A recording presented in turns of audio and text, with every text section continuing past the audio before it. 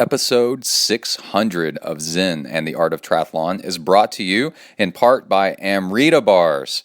They make the best energy bars on earth, and now you can find them at Sprouts, the big grocery store full of all kinds of healthy stuff.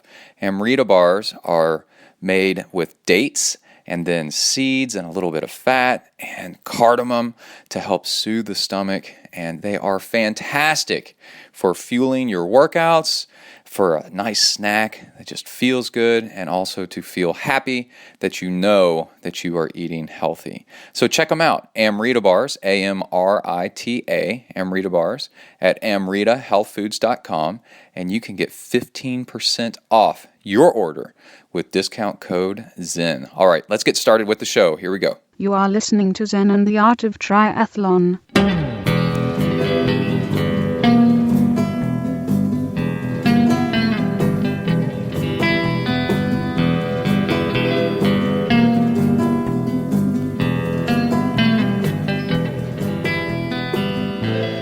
Well, hey there, all you tri freaks and geeks. This is Coach Brett with another great episode of Zen and the Art of Triathlon, the podcast where we take the world's most complicated sport and use the principles of Zen to try to simplify it down to make you a better athlete in the short term and a better person over the long haul. All right, this episode we have some really cool stuff. We have an interview with Chris Kelly and Dr. Tommy Wood from Nourish, Balance, Thrive.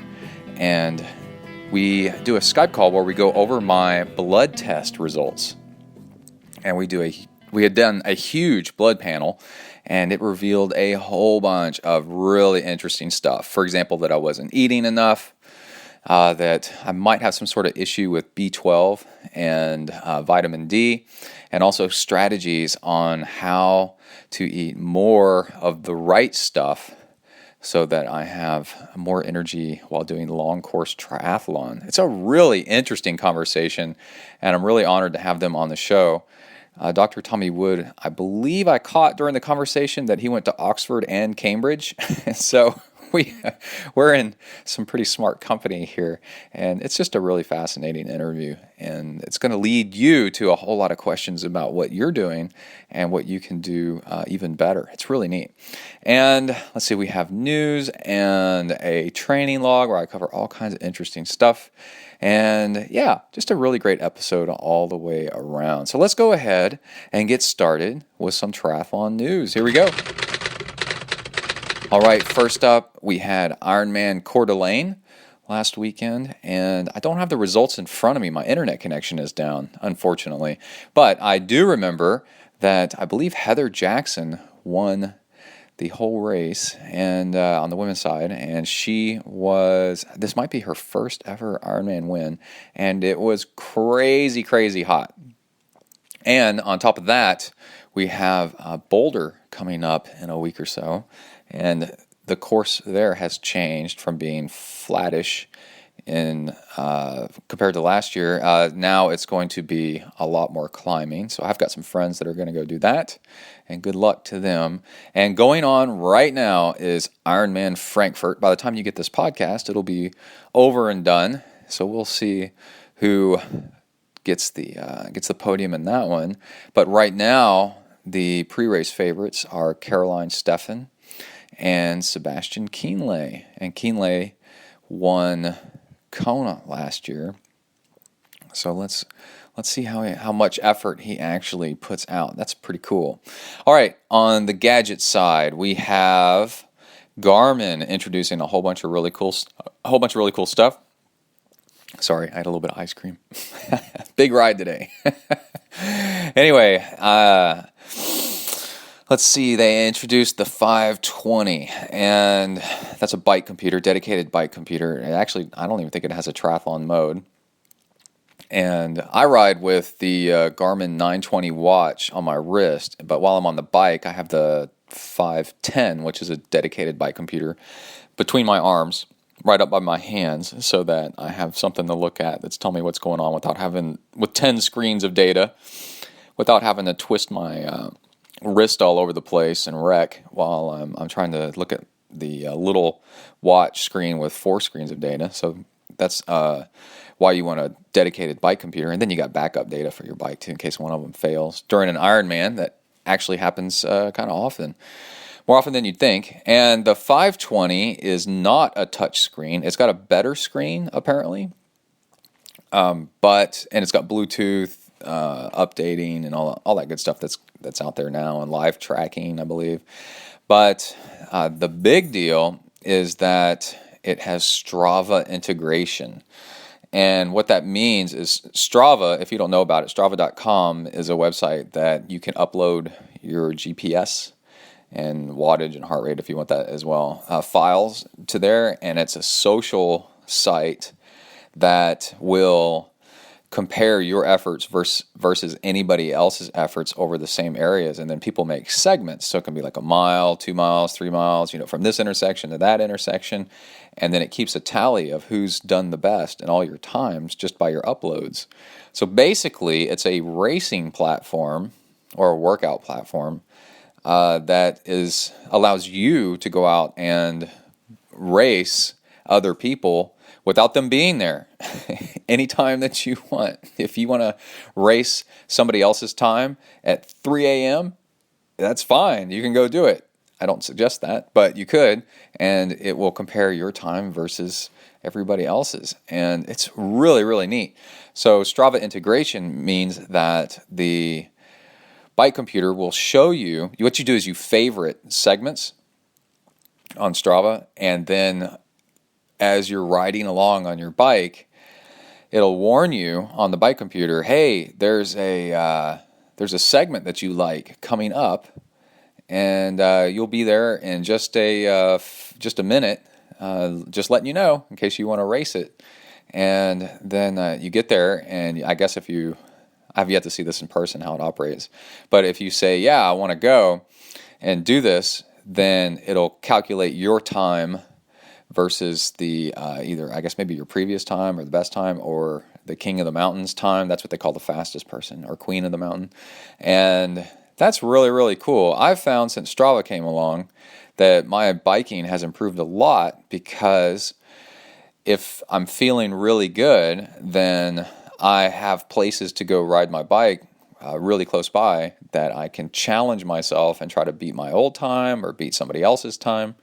And it's really nice. So it's not just coming to the new 520 Garmin computer. It's going to come to a whole bunch of their computers, and with a software update in Q3, third quarter of this year. So that's pretty cool. And this other thing that they introduced, I think it's called a Varia, but it's a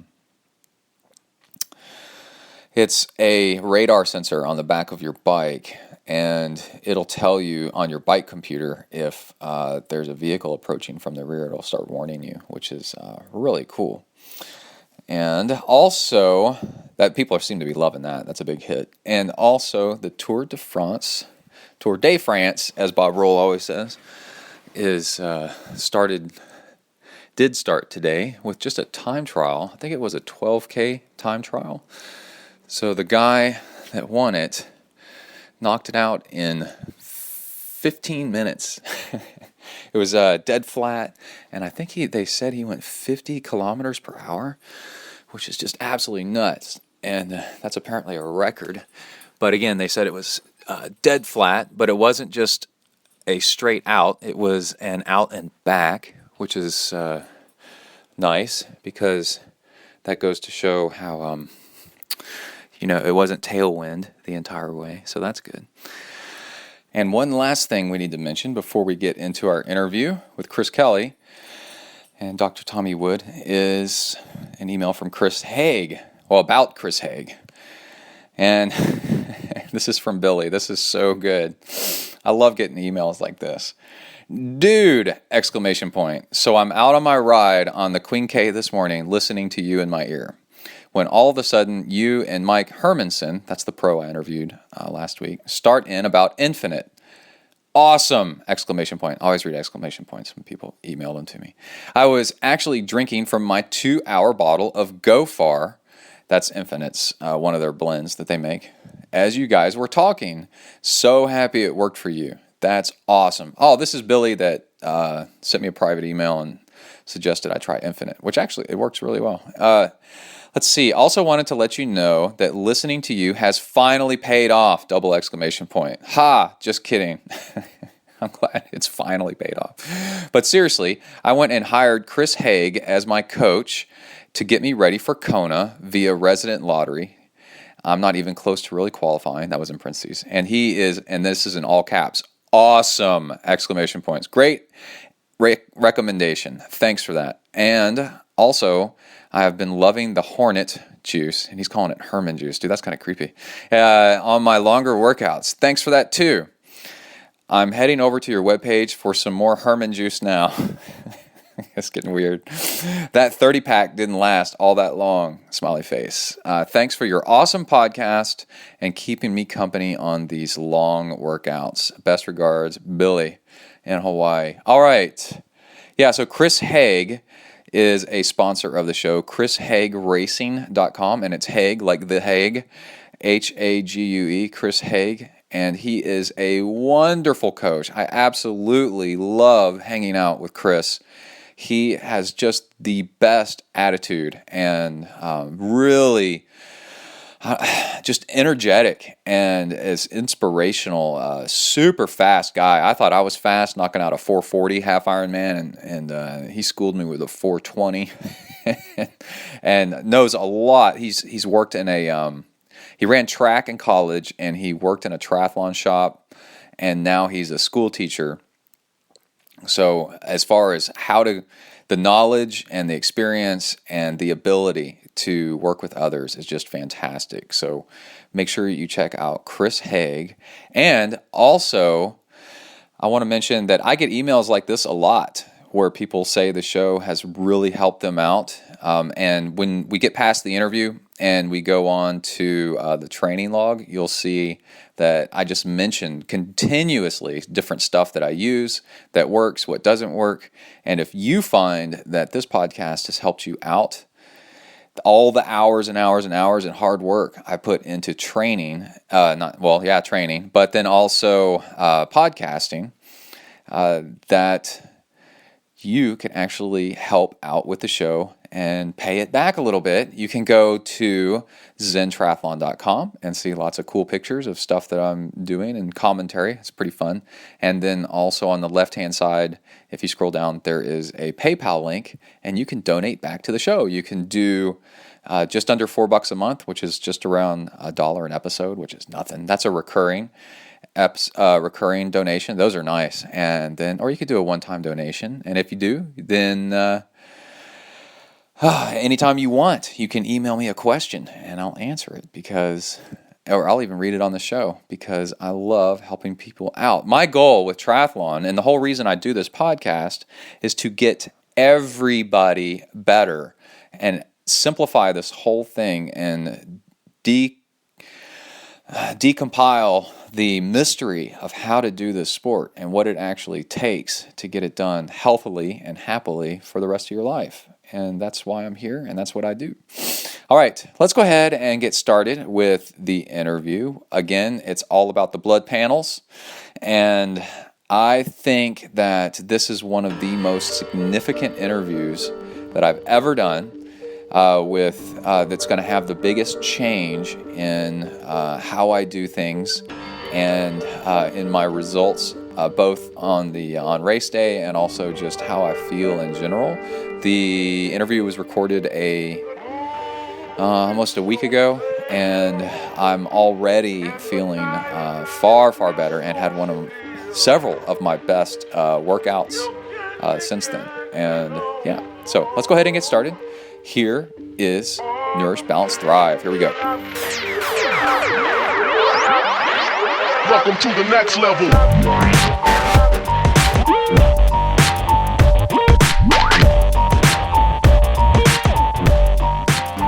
Hello, hello. Hi, Brett. How are you? I'm doing great. You sound great. Oh, that's good. I was a bit worried because I'm outdoors. But I don't want to wake everyone up, so I might do that anyway. But I thought I'd stand a better chance. Let me see if I can have Tommy My family gets so mad at me because I get up early. And I listen to podcasts or music while I'm with headphones on while I'm getting up because I don't want to disturb them. And then you end up being really noisy because you can't hear how noisy you're being. Yeah, I have no idea how noisy I am. And my wife will come storming out of the bedroom with like her hands in fists down by her side, you know. Could you make any more noise while getting out dishes? And I'd say, well, actually, yeah, I could. I can make a lot more. That just that makes her even more mad. Oh my gosh! But then you kick on the Vitamix, and then it's all over. Yeah, no, I refrain from that. Yeah, I wait till everybody's up before I do that. Hello. Hello. Hey guys. All right. Can everyone hear everyone? This is great. I think so. It's a revolution in technology. We can finally hear each other. Oh my gosh. Okay, you ready to get going? I'm already recording. Let me just make sure I've got the actual blooming chemistry in front of me. Okay. I haven't actually. When you do podcasts, Brett, do you just like dive straight in and? No, well, it depends. So there's this the app that I use to record a Skype phone call. You can set it to start recording. Anytime that you make a Skype call, it'll just record.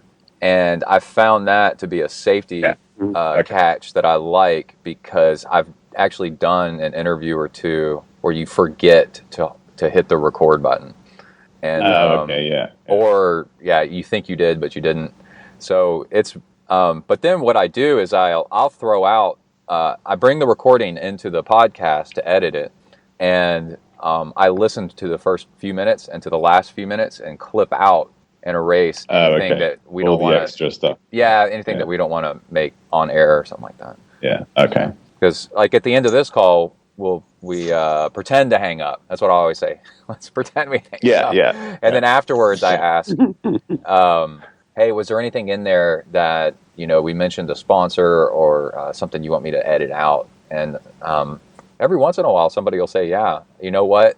Don't mention that sponsor yet because that's not official." Okay. And that's how it works.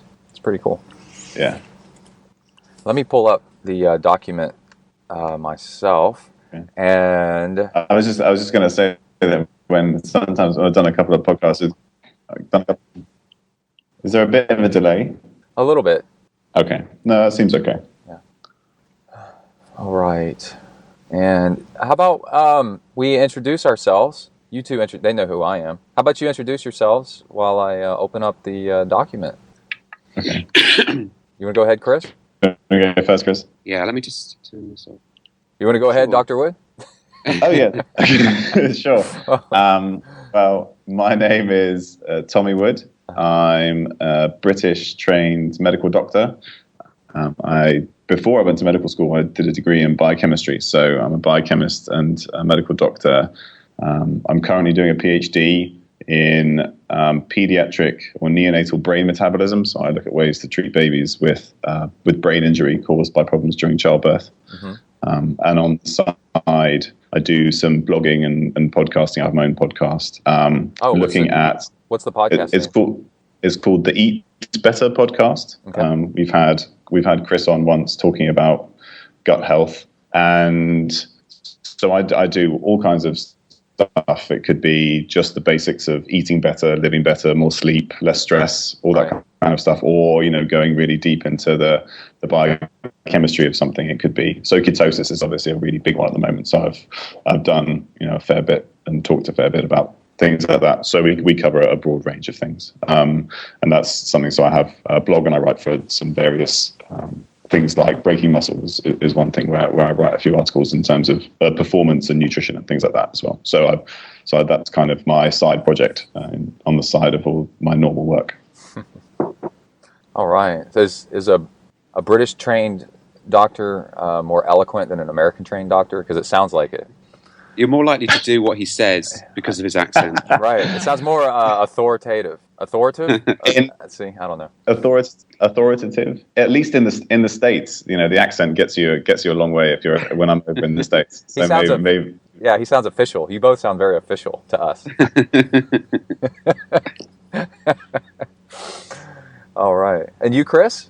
So I'm not a doctor. I should probably make that clear. Mm-hmm. I'm a computer scientist. I'm also a pro mountain biker. I'm the founder of a medical practice called Nourish, Balance, Thrive. I'm partnered with another medical doctor, Jamie Bush. He's also a pro mountain biker. And I came to not be a computer programmer anymore and be looking at a blood chemistry like the one we're going to talk about today because of what happened to me personally. I was a wreck of a human being a few years ago, and I think I got there following conventional advice about low-fat diets and fueling exercise with carbohydrates and a few other things that I won't go into now. But when I found the solution through tests like this one and some others that maybe we'll get into today, that I was pretty wowed by the whole experience and started wondering, how many other athletes are out there affected by insomnia and loss of libido and brain fog and digestive symptoms, and started putting myself out there a little bit, got onto a few podcasts and talked about some of the tests that I'd done. And a ton of people came forward and said, hey, yeah, that's me. I totally crash at 3:00 in the afternoon and I just have to have something with sugar in it at that time. Can you do that test on me? And, 18 months later, we've got quite a successful practice helping athletes achieve the best performance they can achieve, which is really fun. And so Tommy is the doctor I thought I would find when I went looking for a solution to my problems. And the experience that I actually got from my primary care physician was pretty bad, or GP as they call them in the UK. He was actually worse than useless, I would say. If he'd just not said anything at all, that would have been more helpful. Right. And he said, there's nothing wrong with you. You're an athlete. There's no problem. You can eat as many carbs as you want. Come back and see me in 10 years' time, which wasn't very helpful. And then I went to see a gastroenterologist because I had a lot of GI symptoms, and the gastroenterologist wasn't interested in what I was eating. They said, no, it's nothing to do with that. I'm sure it's nothing to do with that. We can just do a colonoscopy. It'll be fine. And then we can give you some steroid jugs. And if that doesn't work, we can do some surgery. And that didn't sound like a great idea.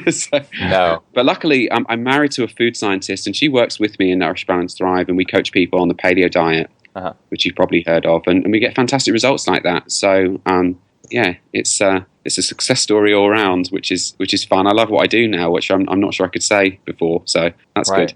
Yeah, this is really, really cool. So what happened was I was on Tawny Prazek's show, and you heard me on there talking about I've been overtrained before, and that was probably in 2011, and I know what that feels like. And it's really, really bad, and it's really frustrating. And I've recovered from that, but then staying away from getting overtrained again is a combination of exercise and food. And I was, and I have goals. I want to be around a 10-hour Ironman athlete, and I was having trouble with bonking during workouts because I was so carb dependent.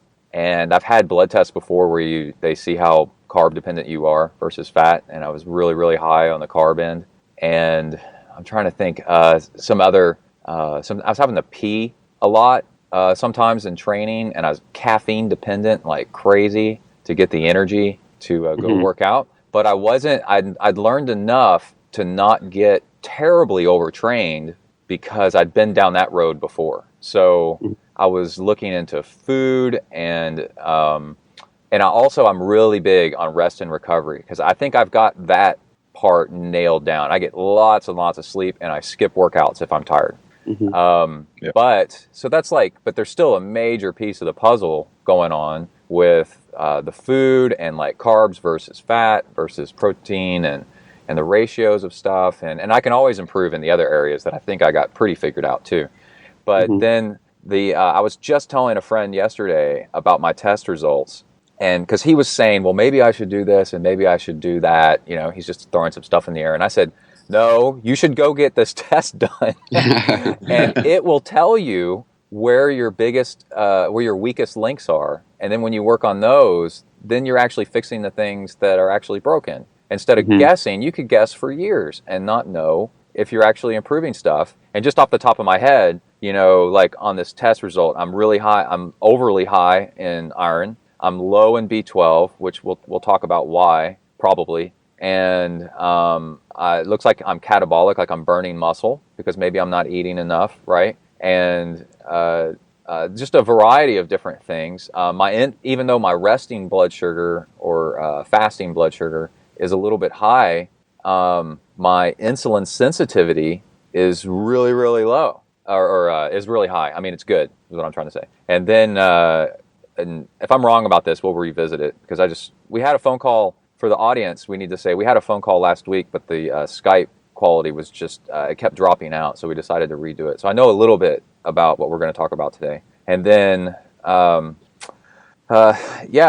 with you two that we have on the call, you're the type that can actually look at these results, because to me, they're just pieces of a jigsaw puzzle. I don't know what the big picture is, but the way I like to think of it is you can like fit the pieces together and get the big picture of actually what we're looking at, and like steps forward with what I've got. My cholesterol seemed to be really good, for example. My vitamin D is low, right? So lots of stuff for us to talk about and to get moving forward. So which one do you should listen to Tawny, I should say, but you just reminded me about when you mentioned Tawny there, that I've been doing some testing on Tawny. So Tawny Prazak of Endurance Planet, and I've been working with her for a little while, and she's done this test and some other tests too. And I think one of the ones that people will have heard of is the adrenal stress profile. And that's a saliva test that looks at cortisol and DHEA and testosterone and estrogen and progesterone and melatonin. And every single one that I see is just flatline cortisol. All overtrained athletes are just adrenal fatigue, is maybe the easiest way to describe it.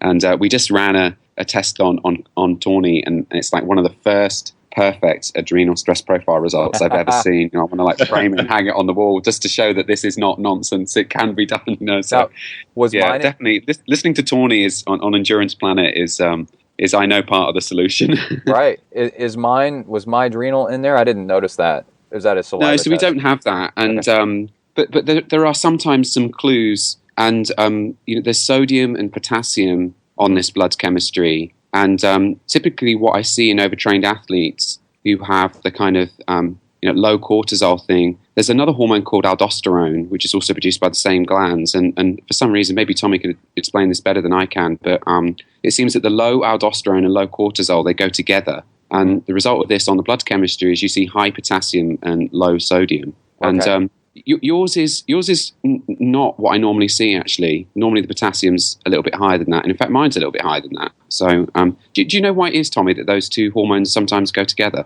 I think it's generally because, as with most of the hormones produced in the adrenal gland, most of the precursors are the same. Right. So once you're shuttling, or once you've essentially burned out some of those pathways, often what you'll see is what we call something pregnenolone steal. So pregnenolone is one of the first precursors that then goes into steroid, be that like DHEA and then testosterone or cortisol or aldosterone. A lot of it, when people are very stressed, all of that gets shuttled into cortisol, and then you lose some of the other hormones because you're taking that precursor just down that one pathway. But if you go even further and you start to essentially exhaust the adrenal gland, and even though adrenal fatigue is kind of a slightly contentious issue in a lot of areas and arenas, it's kind of thought that once you actually go far enough down, then you're just not producing enough of anything really, and so then they tend to move together. So you said that there wasn't that specific test in the test that we did, but was the other indicators of mine low, or you were saying the potassium was higher than what you would expect for an athlete? What do you think, Tommy? The potassium is a tiny bit high, but it's not what I normally see. I sometimes see it, outside of this. So we're looking at this result, and I'm sure you'll put this on the website, Brett, but there's actually two columns, two reference ranges on the lab result, and one is the standard reference range, and that's the one that a doctor would look at. And that reference range is calculated using the average of all the numbers the lab has ever seen.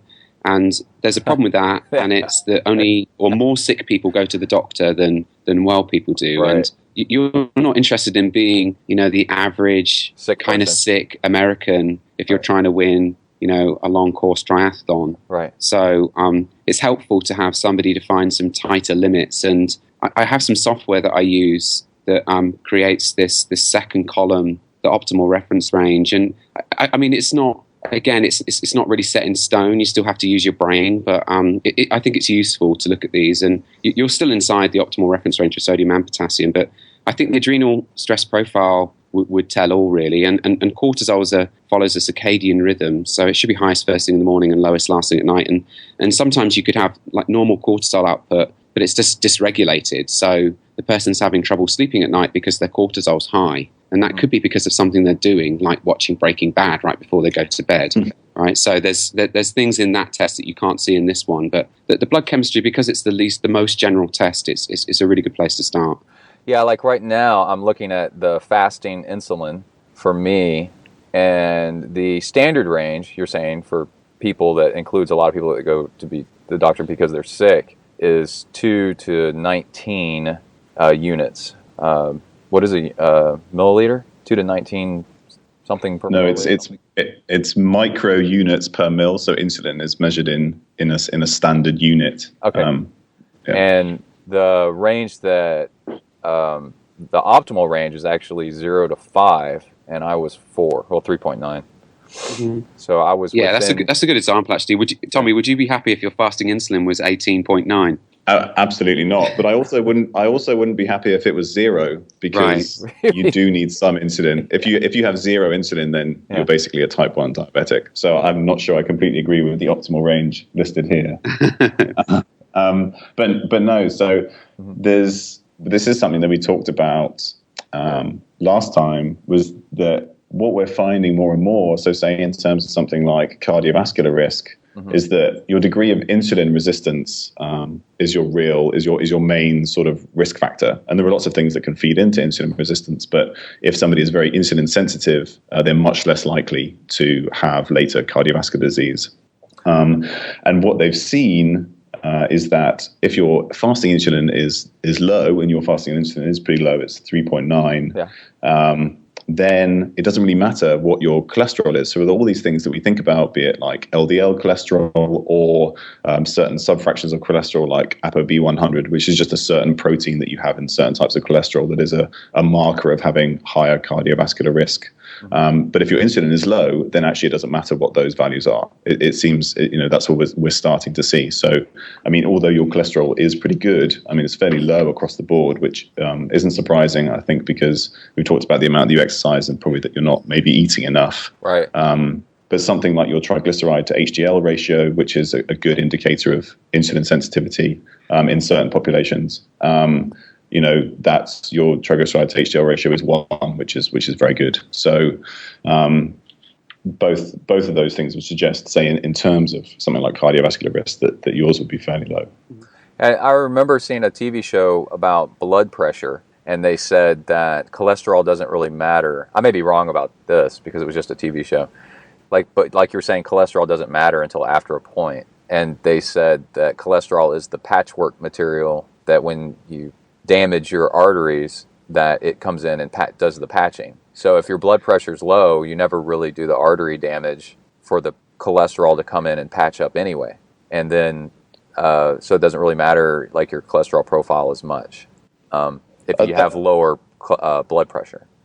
Yeah, that's part of it. Because obviously you tend to get, so if we're talking about atherosclerosis, that kind of the plaques that build up in the arteries, they tend to occur at points where you have the highest flow. So if pressure is lower, you'll have less damage, or at least that's one of the reasons why we think you end up getting atherosclerosis. Right. But obviously there's also lots of other things, just like inflammation and insulin resistance, and they all kind of feed in. So if your markers of inflammation are also very low, that's a very good thing.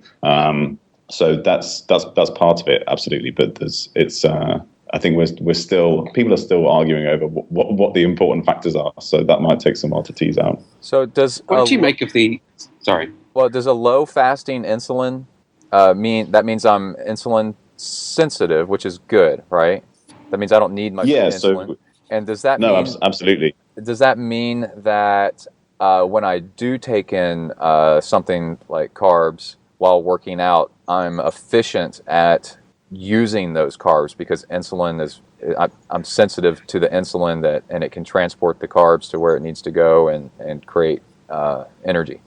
Yes. So as people become insulin resistant, say towards type 2 diabetes, that kind of picture, their fasting insulin increases.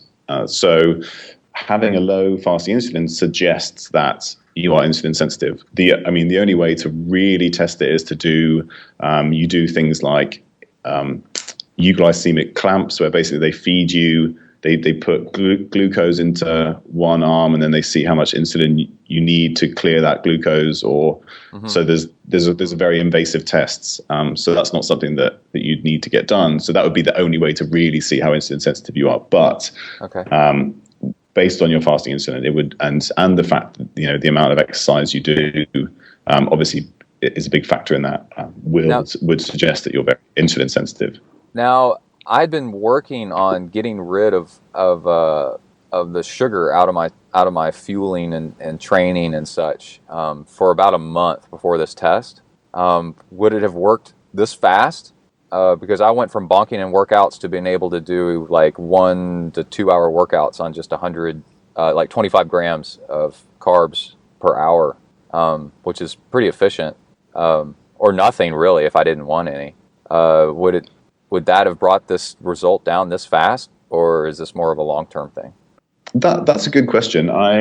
It's difficult to say exactly, but when you can get very rapid changes in insulin sensitivity within weeks. We see that if we're doing studies where we change diet or introduce some kind of exercise.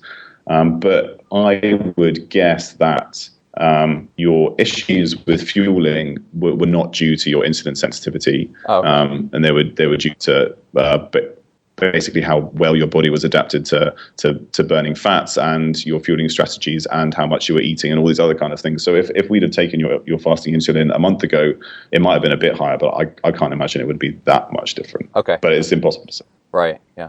But what do you make of that fasting glucose though? Because that was one of the that was kind of the gateway into all of this for me, actually, was, someone said, you should check your fasted blood glucose just first thing in the morning when you get out of bed. And you can do this really easy. You can get these finger stick tests from Amazon for $7 and, check first thing when you get up before you have breakfast. And then you can check as many times as you like during the day. And I saw 120 milligrams per deciliter as my fasted blood glucose quite consistently when I was pounding down the maltodextrin and eating, pasta reloads and all this kind of stuff.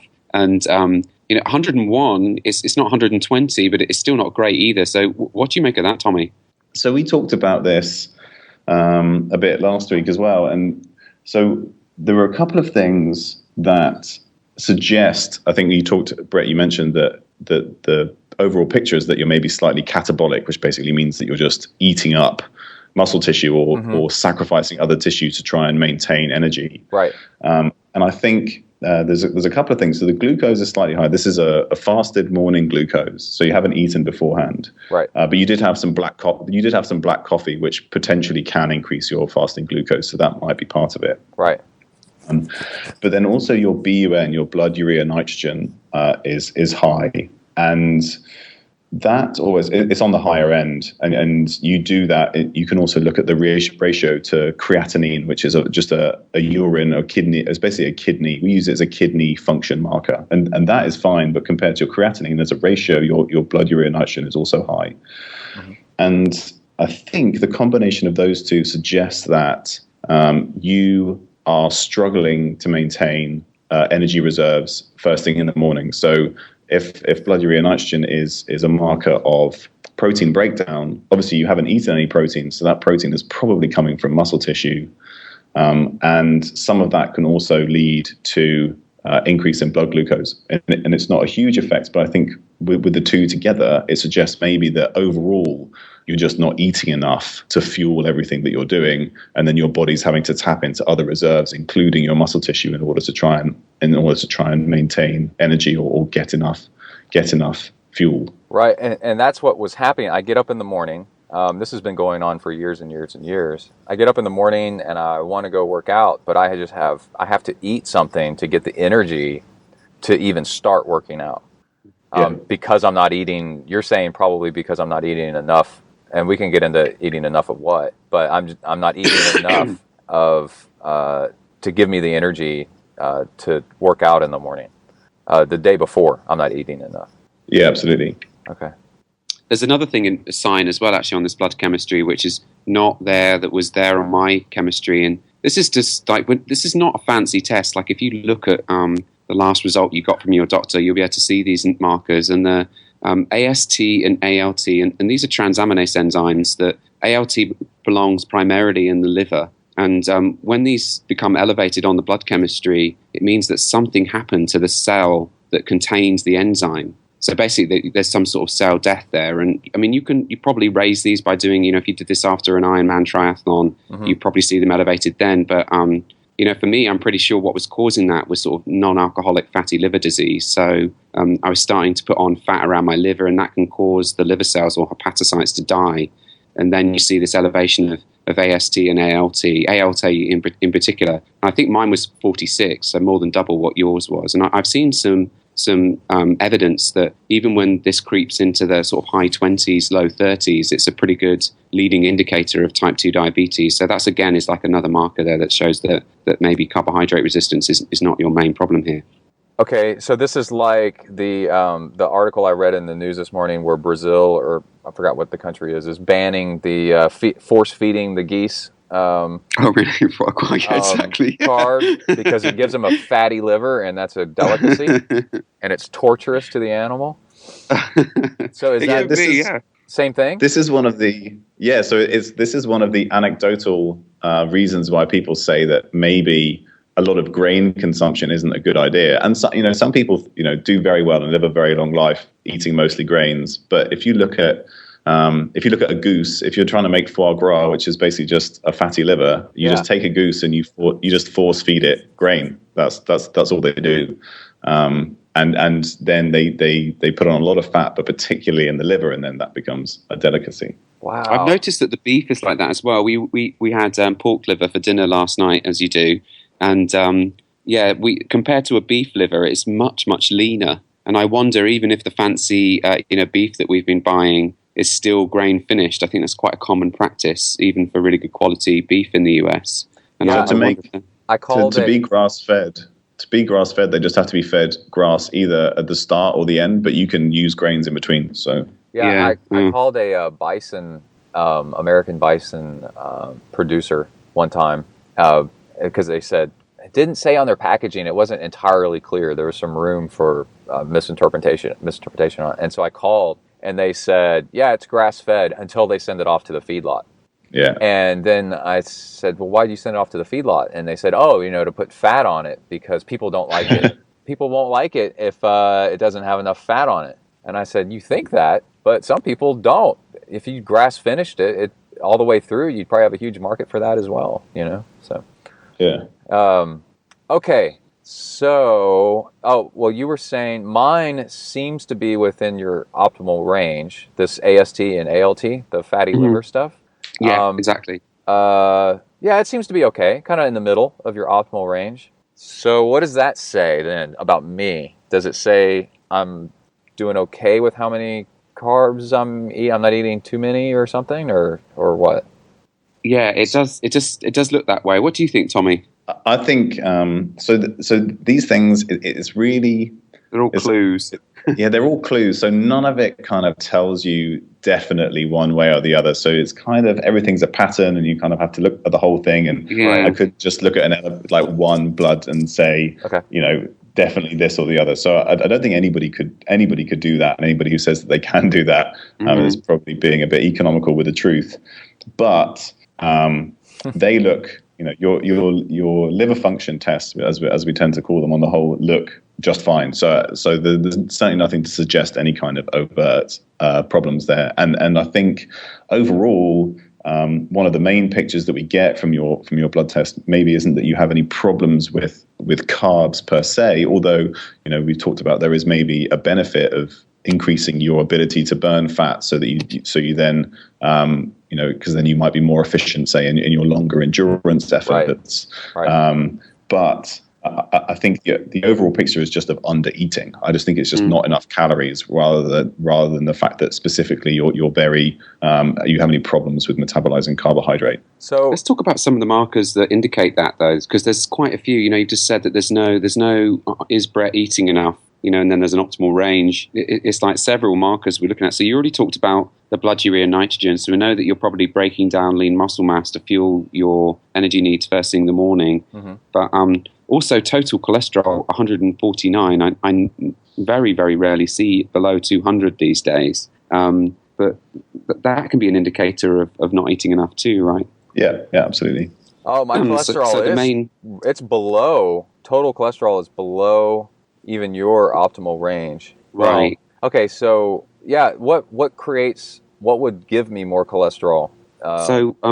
Maybe Tommy can speak to this, but it's a bit kind of nerve-wracking. So Tommy's education, he's been to the two most prestigious academic institutes in the UK, right? Oxford and Cambridge. Like, you can't. So it's a bit embarrassing to talk about biochemistry in front of him. But my understanding is that cholesterol, the HMG-CoA reductase, so the main rate-limiting enzyme in the production, the synthesis of cholesterol, is stimulated by insulin. So if you're listening to this right now and your doctor's threatening to put you on a statin because your cholesterol is 300 points or something, just don't eat anything for 2 days before the test, and I think you've got an excellent chance of it coming back into range. Right. So when you see it low like this, along with low triglycerides, it kind of hints at the fact, because it's sort of more evidence. Like I said, each one of these markers is just a clue. And, when we've seen some other kind of catabolic stuff, the cholesterol is another piece of evidence that strengthens the case that you're not eating. And then, of course, we can just do something really simple like a food diary and just count the number of calories. And that's what we did. And I think, Tommy, probably you could speak better about the kind of deficit that you saw. Yeah, so I mean, in terms of cholesterol production, I think that's that's a good kind of overview. And you might see something like LDL, which we were traditionally told is the bad cholesterol, but that's probably not really that correct. We think now that will tend to go up also in if you have a lot of inflammation. We tend to see that because, like you were talking about earlier, Brett, it's part of the reparative process. But one other thing that is slightly low towards the end of the sort of optimal range is your free T3. And T3 is the main thyroid hormone that controls metabolism. And again, as you go into a calorie deficit, that will tend to come down because your body naturally starts to turn down metabolism because it doesn't want to burn into all that. It is there to you do that to spare muscle tissue, particularly because otherwise you'll just burn into your muscle tissue. Right. So the combination of all of that. So the combination of all of those things suggests that you're not eating really enough calories. And Chris put your food diary into a calculator, and I think we saw that you were maybe eating somewhere between 2,500 and 3,000 calories a day. Yeah. And based on your size and the amount of exercise you do, I'm certain you need closer to 5,000 calories a day, probably. In order to a lot of food, like you have to eat like it's your job to get 5,000. So I got a question about that. I can easily eat 5,000 calories a day, but when I do, I put on a lot of weight. That's not. I mean, it's fat. I get fat if I. So, but am I? Are we going to talk about like what I should eat to get that 5,000 calories a day? That's not going to get me fat. Yeah, absolutely. Yeah. So before, when you've been eating more, what have you been eating more of? Let's see. I would admit that and this is just looking back and trying to analyze it, that I would try to eat healthy food up to a point, but then because doesn't have enough calories in it, that I bet when I try to make up for the calories, I go to just potato chips and ice cream and stuff like that to try to get those calories in, because the cleaner, healthy food failed at some point. It works up into so many calories, but then the body's just screaming for more, and then you can't restrain yourself anymore, and you just go for anything, like a milkshake or a hamburger or something like that. I wonder if that's pretty typical. And then in your mind, you're eating healthy, but only up into whatever percentage of calories, and then after that, you hit a critical mass, and then you go a threshold, and then I go into eating bad stuff to make up. Does that make sense? Yeah. Yeah, so no, absolutely. The extra calories could be just whatever's in the pantry that's not really food. It's not healthy food. It's just trying to make up calories.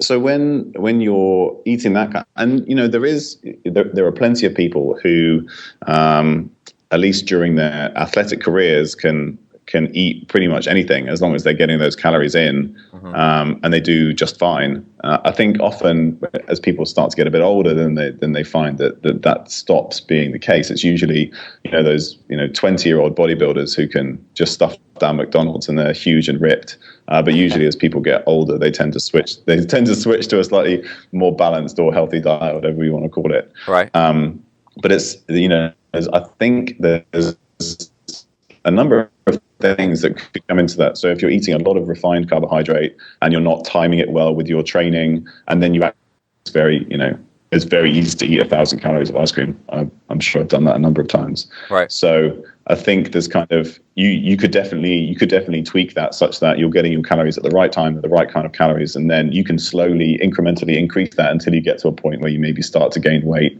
and then that you're kind of at that sort of optimal point. But I do also think that if you're chronically under eating and exercising a lot, then when you start to eat more, I know you say that you can visually see that you've put on some fat, but I do think that some of that might be additional muscle tissue as well, because you're not sort of in that continuous catabolic state. So you'll certainly put on both. Yeah. Yeah. Just keep looking at your watts per kilo. Don't just look at fat mass. Don't just pinch your belly. Just look at the watts per kilo. Right. That's what really counts at the end of the day, right? But yeah, I think it's safest to get those extra calories from saturated fat. Honestly, that's what I've seen work the best. It certainly worked the best for me. So rather than say you need to make up 3,000 more calories a day than the average person, then get those calories from coconut oil, butter, ghee, lard, fattier cuts of meat, right? And then not so much of any type of carbohydrates, really. I mean, they all break down the same way. But you can know that this is working for you just by checking your blood glucose. If you stuff down a ton of refined carbohydrates, even after a workout, and your blood glucose is going up to 180, then I would suggest that's not working for you. Yeah. Yeah, because I keep a stick of butter in my fridge at work, and I'm slowly training myself that if I'm hungry, to consider that as some calories, and then also coconut oil, and I'm trying to think whatever else I go to for saturated fat. So I guess I need to broaden those selections a little bit, so I have more variety, so I can go to them. My things at the moment are pemmican. So US Wellness Meats has this thing. It apparently used to be like a very traditional endurance food. Marathon runners used to use it, or ultra runners and stuff. I know what you're talking about. Yeah. Yeah, it's like 50%, excuse me, ground meat and saturated fat. And US Wellness Meats, they sell it in like sticks that look like pepperami, and that they're actually quite convenient to carry. And then coconut butter's good as well. If you like coconut, I know some people hate it, but I love it. There's a company's called Asana. I think you can get it on Amazon anyway in these little pouches. So it looks like gels, but it's just the pureed flesh of a coconut. So it's a whole food, and that's got a ton of calories in it, and really it's just fat. So that's another thing to consider. Okay. I think there's also, so you can make pemmican yourself as well. I know somebody is a cross-country skier who I talked to a lot about fat adaptation, and he made pemmican for some of his longer races over the winter, and he was eating that during racing, and I think he got a lot of benefit from that. Yeah, I remember. But also, when I was a kid and I was doing lots of backpacking when I was a teenager in the 80s, and long treks, like 10 days in the mountains, and we'd eat pemmican, and it worked. It was great. I had no complaints. We also ate a lot of Skittles. Yeah. But we were kids, so it's okay, I guess. But yeah, pemmican's definitely a thing in the United States for long distance stuff. It used to be, at least. Okay. I was just going to say, I think there's also a lot to be said for increasing your monosaturated fatty acid intake. So getting olive oil, avocado, all that kind of stuff. It is just another way to get. I also think that eggs are a great, usually particularly the egg yolk is a great source of calories. You need quite a few sometimes, but to kind of increase your fat intake. And of course, And so- avocados. Can't say live in Texas and not eat avocados. Exactly. Yeah. Yeah, I eat guacamole like crazy, and I'll eat even more because I used to not like it. Now I love it. So, okay. Can we talk about? There was something really interesting that you mentioned on the previous call about iron, and I say iron weirdly because I was raised in the South of the United States, and I can't figure out how to say it correctly. Iron, and then so excuse me on that. You saw that my iron levels were high, and or something, my ferritin, and you were saying that could be from eating bread where they've put fortified with iron, right? Can you talk some about that? Sure. So there's a number of things that kind of potentially play into this, and there's the people are talking a lot about this more. There was Richard Nicolai of Feed the Animal recently wrote a nice piece about the potential dangers of iron in the diet and fortifying iron foods with iron particularly. But so two things that you see on your blood test is your ferritin is 89, which is slightly high, and that's sort of traditionally within a more normal range. And you see a ferritin of 89, and you probably wouldn't be too worried about it. And one of the ferritin is a very good marker of the total amount of iron in the body, with the slight caveat with the fact that it's what we call an acute phase protein. So if you have a lot of inflammation or you're suddenly sick or something like that, then your ferritin will increase. So it's kind of good as long as nothing else is going on at the same time. Okay. And an elevated ferritin is what we'd see in something like hemochromatosis, which is basically a mutation in a gene which causes you to absorb and retain a lot of iron. And your ferritin isn't that high.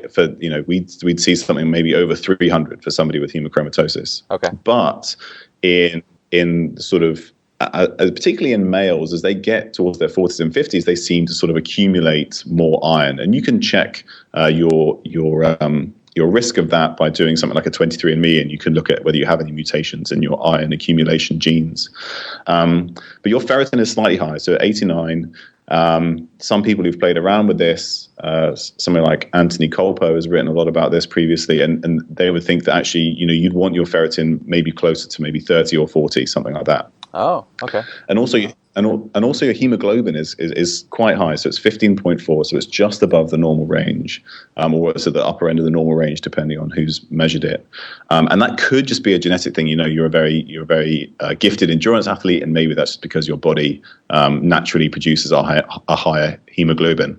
But between those two things, it's possible that you're sort of on the edge of having some iron overload, and that can increase oxidative stress particularly. So other markers that you might have high oxidative stress in your body are things like your uric acid is slightly high, your homocysteine is slightly high, and your CRP, which your high sensitive CRP, which is another marker of inflammation, is 0.5, which is we'd consider that to be fine, but it's just possible that you're sort of on the edge of some iron overload, which can increase the total amount of oxidative stress in the body. And one of the reasons we think that might be is because we were initially very worried about anemia, so iron deficiency anemia, particularly in women, because obviously they lose blood every month, and then they just don't have enough iron to make all the red blood cells that they need, because iron is essential for just carrying oxygen around the body. Right. So in certain countries they fortify with iron, and you'll see that in all your cereals. Your cornflakes are fortified with iron. Now the one of the problems there is the fact that the iron that we use in our blood cells is heme iron, so it's kind of complex to a big protein, and that's very usable by our body, and so you get that from something like meat, say. But you can even get too much if you eat too much meat. I think that is a possibility. But the iron that they put in your cornflakes is just iron filings. So when you were a kid and you had a magnet and you had all those iron filings, and they all stuck to there. Yeah. This is what. There's some brilliant. If anybody has a free 5 minutes, just Google it. Cornflakes, iron filings, something like that. And you basically, there are people. You take cornflakes, you put it in loads of water, you blend it up, then you put it in a bag, and you can actually use a magnet to just pull the iron filings out of your cornflakes. And some cornflakes are even so magnetic that you can just pull them around with a magnet. But like you said, I mean, it is fortified with iron now, and the phrase I like that you used earlier was they're just being really efficient with the truth. I like that. Yeah, economical with the truth. So technically there's iron in there, but so you can some of that iron will break down in the acid, in the stomach, and you'll get the kind of iron that you can take up, but a huge, the rest of it just becomes a very sort of damaging and inflammatory, potentially, for say the gut microbiome or the tissue of the gut. So I think that kind of fortifying with iron hasn't really given us the benefit in terms of reversing iron deficiency anemia. We haven't really seen that much benefit from it. So they keep on increasing it because they think there's just not enough iron. Right. But maybe it's just because it's the wrong type of iron. So I think the combination of all of that suggests that maybe you're getting too much iron, and it might also be a genetic predisposition that you have, and then maybe you need to think about ways that you can reduce that. But I think you need more tests before we start to say that you need to give blood or anything like that to get rid of extra iron. I got a question about that. So I eat a lot of leafy greens, and is that even possible that's making it high? The amount of leafy green I eat, kale and spinach, and Yeah. So this is really interesting. Elsie Widdowson, when she did the first analysis of the chemical composition of food. I think it's called The Chemical Composition of Foods, and she did this, at the beginning of the previous century. Right. And particularly when she was analyzing spinach, she put the decimal place in the wrong place. So she overestimated the amount of iron in spinach by tenfold. Okay. So it's probably not the leafy greens that are doing it. So where would I be getting too much iron from? The cereals, you said fortified bread. I think, yeah. So I think I would get rid of all processed flours just to kind of minimize that risk. Right. Because there will be in things like cereals, bagels, breads, that kind of stuff. But it's because in the US, it's a mandate that you have to fortify all processed wheat flours. Oh. And then the other potential is it could be a genetic predisposition to just keep more iron in the body than maybe you need. And this was if you think about it from an evolutionary perspective, it's very useful to have something like hemochromatosis if you're going to be fighting a lot. So if you're going to be bleeding a lot and losing a lot of blood, then having a genetic mutation which causes you to store iron is actually beneficial. It gives you a survival benefit. But the modern man who just sits around and doesn't fight anybody, then it potentially becomes a problem because you just keep storing iron. But it's interesting in itself, isn't it, that you can't actually lose iron in any other way, right? That's the only place it goes is when you bleed. So when Chris and I are in bike wrecks and we lose blood, then that's good. Yeah, potentially that's good. Modern day lion Although you fighting. can do it. Yeah, exactly. What, middle-aged men in Lycra with gravel rash on their hip? Yeah, I'm bleeding all the time, actually. Not as much as if I was a gladiator, though. But, okay, so another one that was really interesting. I have, over the past year or two, maybe, I started developing what looks like vitiligo. And you know what? When you have something and you start noticing how many people have it, like when somebody like if you're female or if you're male, your spouse gets pregnant, you start noticing pregnant people everywhere, right? Well, oh yeah, I started getting vitiligo on my face, and it's where your skin pigment. This is for the audience. Skin pigment, your body starts attacking it, so you get pale dots and splotches and stuff. Wherever you get it on your body. And I've started noticing on so many people that are middle-aged and older, all kinds of crazy skin stuff that looks like it could be autoimmune, like cirrhosis and things like that. And also a whole lot of what looks like could be fungal, because that looks like vitiligo as well, little fungal infections. Tinea. Yeah, tinea. And the... Anyway, mine has actually been getting better, and it seems to be getting better the more I'm getting away from trying to eat less, right? So I have this theory that you were saying, I'm stressed from not eating enough, and then that stress is causing, combined with many other things like what I'm eating, what I do eat, and what I'm doing, could be causing the vitiligo. And as I pull myself back from under eating and overtraining, the vitiligo, because the skin doctor, the dermatologist, said that it can come and go, right? And this is like when you visit a doctor and they don't really have a solution. They're like, well, it can come and go. It kind of shrugs his shoulder. And I'm like, that's not acceptable. I want to know why it comes and goes, and then I can make it go like forever away. And he said, the skin doctor looked at it, because I've been back a couple times, and he said, yeah, it looks like it's your pigmentation's filling back in. It takes a long time to come back, by the way. So we were talking about this the last episode, and then also my B12, and I didn't actually understand exactly what you were saying about B12, but what I do understand you were saying is autoimmune stuff, for lack of a better term, likes to gang up and run in pairs and threes and sevens and such. And my B12, you said, was looking like something about my B12 levels was looking like that might be running hand in hand with the vitiligo as well. Can you tell us more about that? Yeah, sure. So the interesting thing about vitiligo is people think of it as an autoimmune disease where basically your body starts to attack the melanocytes, which are the cells in the skin that produce melanin, which make you tan or give you your skin color. Uh-huh. But it's not a typical autoimmune disease, and the reason why it's kind of filed under autoimmune diseases is because it comes with other autoimmune diseases, particularly something like thyroid disease, autoimmune thyroid diseases. But there's also a factor of oxidative stress. So there's a combination of an autoimmune component, but also having high oxidative stress.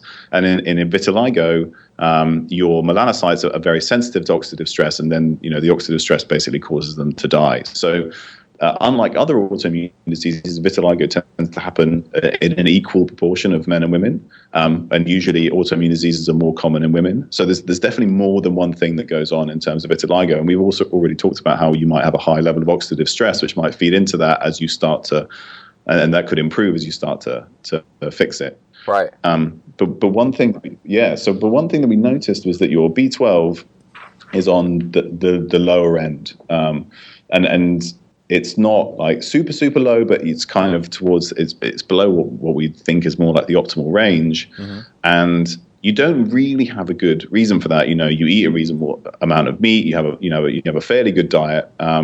So one thing that might be going on, and we don't have this isn't definite, but there is something called pernicious anemia, which is an autoimmune disease where you start to attack the parietal cells in the stomach.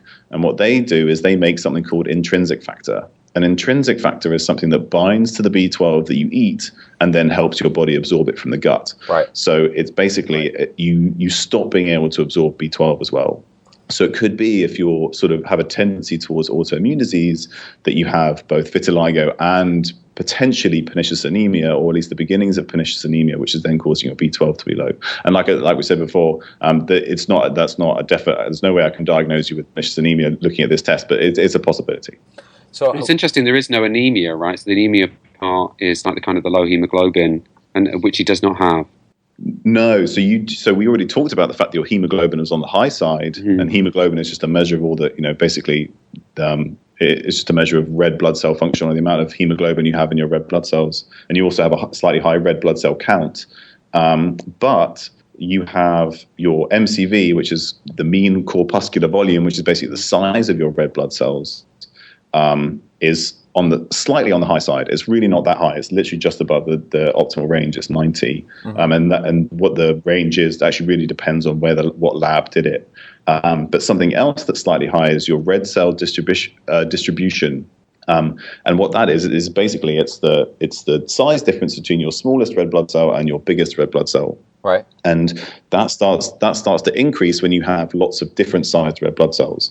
And so what I think is happening is the reason that's increased is because your blood cells tend to get a bit bigger when you become deficient in B12. So that will increase your MCV, and it will also increase your red cell distribution, because you'll start to get bigger red blood cells, so you'll get a wider range.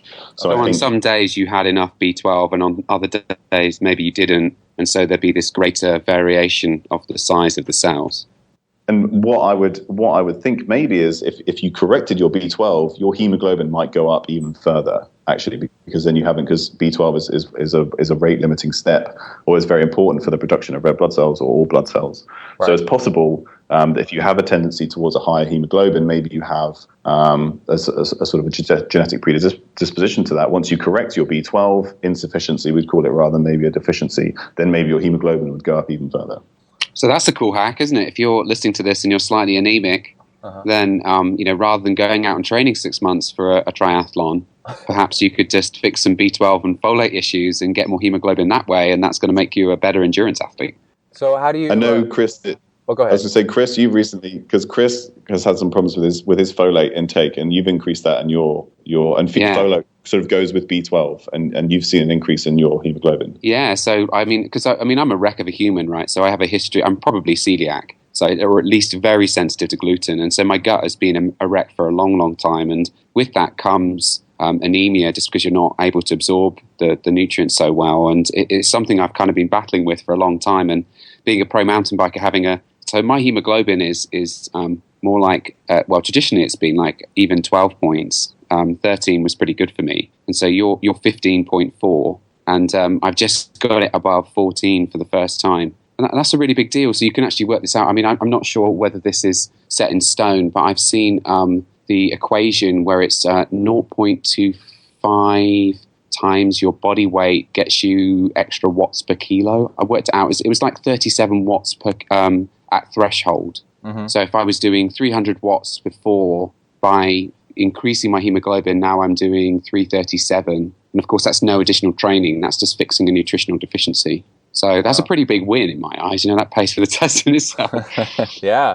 It's definitely going to make you faster than a set of carbon fiber wheels that cost $2,500. Let's put it that way. And make you feel better too. And that's like it's true. Yeah, when you climb. That's what we're talking about with this test. There's another marker here. Why didn't you talk about homocysteine, Tommy? Because that's related to B12 metabolism as well. Oh yeah. So your homocysteine is let me find it. Is 11.6, which is above, which is one of the markers that's actually reasonably elevated in terms of your blood tests, and it's kind of, and homocysteine is in the middle of this whole kind of B12, folate, methylation. People are talking a lot about methylating proteins and that for sort of your DNA regulation and all that kind of stuff. But the important thing is that the homocysteine goes up when you haven't managed to regulate that whole kind of system very well. And there's a number of things that could be a problem there. So it could be that, again, it could be a problem with your B12. It might be that you don't have enough of a certain type of folate, so methylfolate. It could be that you're not taking enough glycine. So glycine is an amino acid that you need in order to clear homocysteine. And that, you get that from like bone broths and connective tissue and collagen and all that kind of stuff. Or it could be another deficiency, something like a vitamin B6 deficiency. And all of that's kind of linked. But the important thing is that in order to get good glutathione production, which is one of your main sort of cellular antioxidants, it's how we sort of clear all the junk that you create when you do a lot of exercise, particularly, say, you need that to be in a nice balance. So it could be one of the reasons why you have a high oxidative stress is maybe because you're not managing to create glutathione as efficiently. So then you can't clear all the sort of reactive oxygen species and breakdown products that you get when you have a high training load. So there's a potential that all of that's kind of linked.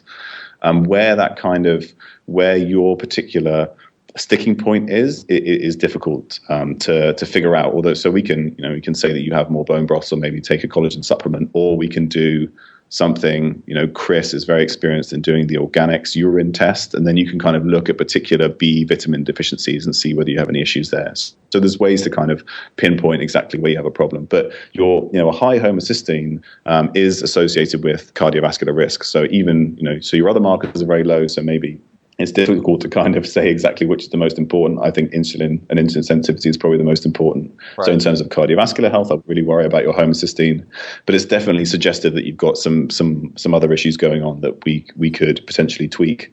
And there are some people who think that high homocysteine is a marker of iron overload. So then that goes back to the other thing we were talking about. Oh, okay. What do you think about homocysteine shutting down thyroid as well? So I've seen some evidence that the receptor on the nucleus of a cell for thyroid hormone can actually be disrupted by homocysteine. Have you heard that, Tommy? Oh, I hadn't heard that, but that sounds very interesting. And all of this, the more we figure out, all of this is so intricately interconnected. So I wouldn't be surprised if that as kind of a associated with, so homocysteine associated with problems with thyroid and insulin and oxidative stress, say from iron overload. So I'm certain it could all be connected. Yeah. So maybe we should talk about what you're going to do, Brett. That's my next question. That's what people want to know. What are you going to do? Okay, so I've got a firm grasp on part of the solutions, which would be olive oil, saturated fat, pemmican, right, to up my calories. I've been working for a while on reducing my carbs needed, being less carb dependent in my training, and for years now, slowing down my training when I don't feel right, and getting tons and tons of sleep, and looking at heart rate variability to make sure I'm not overtraining, and that's really good. Like my heart rate variability tests are like I've learned like what that feels like, and then the B12 and the homocysteine and this other stuff that we were just talking about is an area that I'm not well versed in, and also the vitiligo and how that affects the vitiligo. And the vitiligo to me is, a red flag that something's going on. So like I'm really interested on your help on what to do, especially with that. And so what do we do now? Because I'm listening. I mean. So, I'm going to suggest what I always suggest, which is the paleo diet. Right. And the reason I always suggest it is because it gets such great results, right? People wouldn't, I'm in a slightly different position where I'm running all these panels, these blood tests, and Tommy mentioned urinary organic acids that shows other problems too. And I see when people adopt this diet, they get better, and you can quantify it, right? So you could do an experiment right now. Be super strict paleo. There's a version of the paleo diet called the autoimmune protocol, which would, if you were paying me money for my advice, I would suggest that. But I know it's quite restrictive, and I know some people kind of get a bit intimidated by it for that reason. And so maybe it would be better to start off with a kind of a slightly more relaxed version of the paleo diet, and just get rid of the all of the grains, and just think of it as an experiment. Let's just be squeaky clean for a month. Just execute it exactly like you'd execute your training plan, and then redo the blood chemistry and see if we see an improvement in your, your B12 levels. See if the homocysteine comes down. See what happens to the mean corpuscular volume. See what happens to, there's a bunch of things that I think could improve based on this quite fairly straightforward change to your diet. So that's what I would suggest. So is there a way to do it gently without being squeaky clean, or do I have to dive all in? And because you were saying it's kind of like stressful in an email to go all in. Would I still see results? What I would say is that the best sort of evidence we have in terms of diet and autoimmune disease, which obviously we think you're potentially at risk of with your vitiligo, maybe some other issues. I think a lot of it is associated with a maladaptation to grains in the diet. And I think we see that in a number of different autoimmune diseases like thyroid or multiple sclerosis. Mm-hmm. So if you're going to do one thing, I'd get rid of grains. Okay. And then maybe, if you're really and then if you wanted some high fat dairy or something like that, which you wouldn't traditionally have on like an original paleo type diet, then if you're getting good quality dairy, then I'd maybe worry less about that. What do you think, Chris?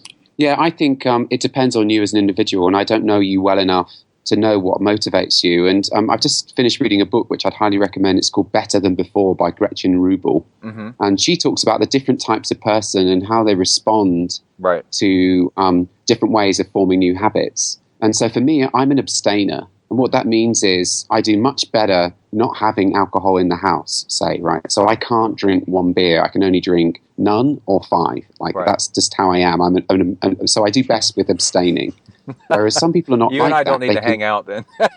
Yeah. So some people, they're not like that at all. They can have one beer, one square of dark chocolate and be perfectly satisfied with that. And this is you because as you consume something, you want it less. Whereas I'm the other way around. The more I consume it, the more I want it. Yeah. And so it's better for me to just completely abstain. And so I think it'd be a good idea for you to read that book and figure out what sort of person you are and then make a decision then. I think people are also different on that spectrum in different areas of their life too. Like a person can be that way about alcohol, but not about chocolate. And it's good to see what you're... I used to be that way about beer, but now I'm like 1 or 2 and my mouth starts getting dry and I'm like, no, I'm done because I don't want to be dehydrated the next day. And that's it. Yeah. And, but I could probably think of, like with exercise, I do a little bit. Well, guess what's better is more. Right. Yeah. Okay. And let's see. I think what we mentioned last time was that, so anybody who's listened to you on ZenDurance with Tawny, I think both Chris and I agree with what she mentioned, what she suggests in terms of eating. Right. But I think what we kind of talked about was the fact that you feel good when you train fasted, but then the problem comes when you actually need to eat enough. So I think what we talked about is that you could do your morning session and you could do your morning session fasted, but then you have like a 5-hour window where you really need to eat a lot, 3,000 to 4,000 calories of mainly fat and protein. And then you can not eat for the next 3 hours, say, because you don't want to have a full stomach. And then you do your evening session. And then after that, so once you're eating your dinner, whatever, that's when maybe you'd take in some carbohydrates. So we wouldn't sort of completely carbohydrate restrict you, but you'd maybe keep it towards the evenings after your second session. And so then I think that's how you kind of get the benefits of training in a relatively fasted state for you, or at least not after eating, but then you're still getting enough calories in. Well, I'm also, there was a really good write-up that Alan Cousins did on Kona qualifiers. This is I need to post it on the blog. I loved it. And if you're too fat, if you don't eat anything, you're too fat adapted, then you're not eating enough calories to complete the race in the fastest amount of time, right? So these Kona qualifiers were kind of like low to middle carb burners and not the lowest. And it looks, I was trying to do some calculations on the chart and it looks like they were eating probably 200 to 250 calories per hour on the bike and maybe 50 to 100 on the run, maybe more, and then there's lots of coaches that will say you need to practice in training what you're doing, so that because if you don't eat while training, then you've trained yourself not to eat, and then when you do need to eat, you won't be able to because you've kind of trained yourself. So I can go without anything while training now, but I don't think it's smart. I think it's smarter to eat 100 to 200 to even up to 250 something calories per hour, like on a long bike ride. I think that will really depend. It will depend on the length of the session you're doing. Exactly. So if it's a shorter session, then you could happily do that faster. But if you're going for like a 6-hour bike ride, then absolutely I'd fuel for that as you would in a race. Exactly. Okay, that's exactly what I'm trying to do. Is I'm trying not to go longer, not eating anything, because I think in the long run that's not smart. And then so staying away from grains. Can you give us a quick list of what would be acceptable carbs after a workout? So rice is technically a grain, right? Yeah. Okay. So So rice has kind of come back into a lot of paleo diets, but I think maybe to begin with for you. So if you were gonna do it in a stepwise manner, I'd just take away wheat would probably be your main one, and corn, because those are the ones that are fortified and the most heavily processed, and you might have the most issue with. Right. So my big bag of my 50-pound bag of maltodextrin in my garage just needs to stay out there. Put it on eBay. Okay. Yeah, leave it there for now. Okay. But so then fruit, bananas, sweet potatoes get a lot of press in the paleo community, because that's kind of the sort of the go-to carb. I would stick with things like that. I don't know, Chris, who's more recently done a lot more of this fueling kind of thing. I don't know if you have anything extra that you'd suggest. Yeah, I do. Yeah, so actually, now I've just thought about it. The maltodextrin probably doesn't have any trace of the corn protein in it, right? So it's the proteins typically in these grains that are causing the problem. Okay. And the maltodextrin is just like they're just long glucose polymers, right? Yeah. So even in my kind of darkest days of GI distress, I could still tolerate maltodextrin pretty well. So that's probably not an issue, actually. But so the type of carbs I like to eat after a workout are things like starchy tubers, so sweet potatoes and then parsnips, and they call them yams, but they're really just a red sweet potato here in the US. Right. And carrots and beets. And then, of course, it's the summer. I know not maybe everywhere in the world, but certainly here in California, there's ridiculous amounts of all types of fruit, apricots and plums and pluots and peaches and, watermelon and lots of different types. Berries are good. Berries are pretty low glycemic, so blueberries and strawberries are really, really good. So, there's plenty of choices when it comes to carbs. So the berries are great, but they're also fairly low carb. So, I mean, I don't, there's no reason why you need to be, I don't think, completely restricting yourself of carbs, Brett. So, don't rely on blueberries to give you all your carbs after a workout. Yeah. Okay. You were, Tommy, you were saying, just like a minute ago, you said fruit, and then I think you cut out for a second. I think I said fruit, bananas, particularly sweet potatoes. And sweet potatoes. Okay, yeah. But, those would be parsnips and things like that are also good, but it's maybe not the season for those at the moment. And carrots, lots of starch in carrots. So. Yeah, well, relatively. You have to eat a lot. Relatively. Right. My favorite one, actually, is the Japanese. Have you seen those Japanese sweet potatoes? They're like really, really dense and starchy. They're absolutely delicious. And if you put butter on them, it's basically dessert. They're really, really delicious. I probably shouldn't tell you about this. There's another top trick. You can roast them in the oven. Just don't do them one at a time. Just roast a whole tray of them in the oven, and then just leave them there in the oven. You don't need to refrigerate them or anything, and they'll still be fine in 2 days' time. And then you can just take one out of the oven as you need it. Okay. Or take all of them out. Knock your firstborn child out the way as you get back from your bike ride. Pull open the oven and eat all of them within 10 minutes. That's another thing. Are you speaking from experience, Chris? Yeah. I can do that.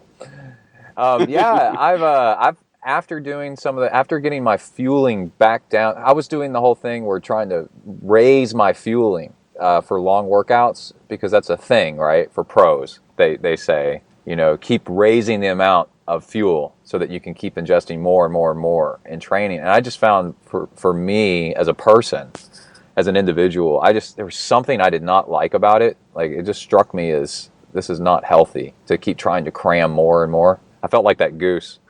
And I found that with the right level, instead to listen to what's the right level of fueling that I need. And I think that's helped me a bunch. And then when I'm done working out, I'm actually not all that hungry anyway for a while, which I know is, I shouldn't really be listening to that. I need to be eating carbs afterwards. But I can just feel my body on a nice hum of okay, we're in this mode right now of burning fat, and you could keep going if you needed to.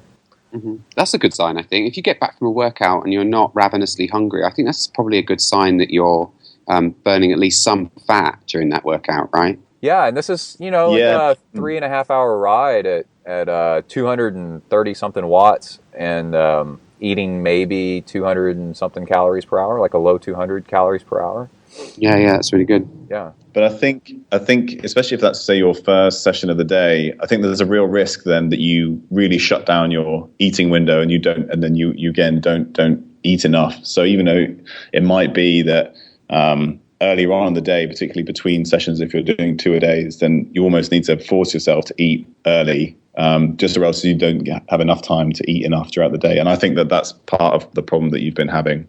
Yeah. Triathlon baffles me. It really does. Mountain bikers, we just go out and we have a nice ride. We might ride for 3 or 4 or 5 hours and then you go home and you just like do something else. You know, you don't try and go out and ride your bike or lift weights or do something crazy like that in the same day. That's madness.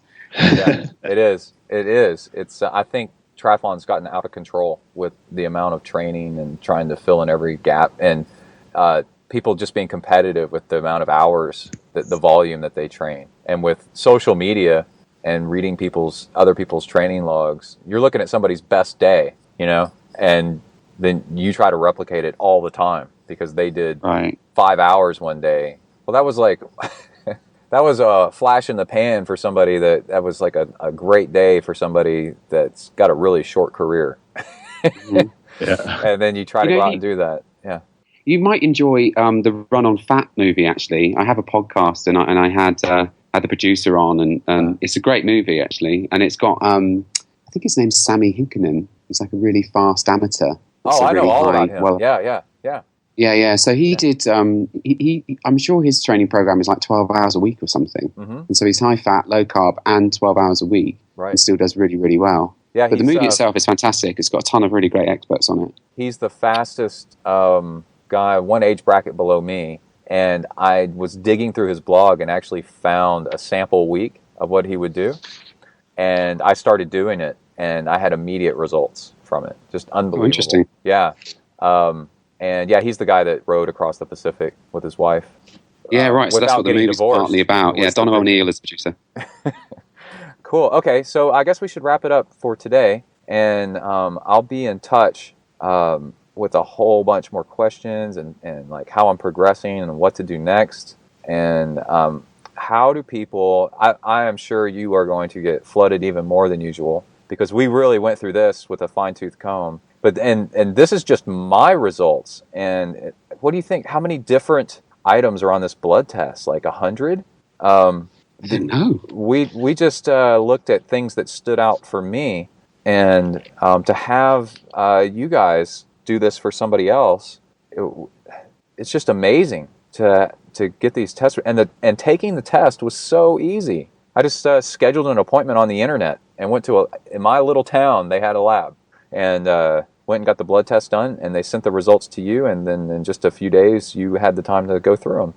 Yeah, it's a pretty straightforward process. You can order the test online, and then you get sent a PDF requisition form, and you just go to LabCorp. So even if you're not near a LabCorp, actually, they can send you a test kit, which is just a cardboard box with some files in it, and then you just take that to any place where they draw blood, and they do the blood draw and they take care of the rest, basically, and then the results come back to me electronically, and then I get someone on the phone or Skype like this, and we go through it all and think of some things that we could do to make the numbers better. But yeah, it's a pretty straightforward process. And my LabCorp, I didn't even make an appointment. I just walked in, and I was in and out of there in 10 seconds. So super easy. And then the other tests I do that are even easier actually, because you don't need to go to a lab at all. So it's saliva, urine, and stool testing. Right. And you do that collection at home and then send the samples in using a prepaid FedEx mailer. So that's super straightforward as well.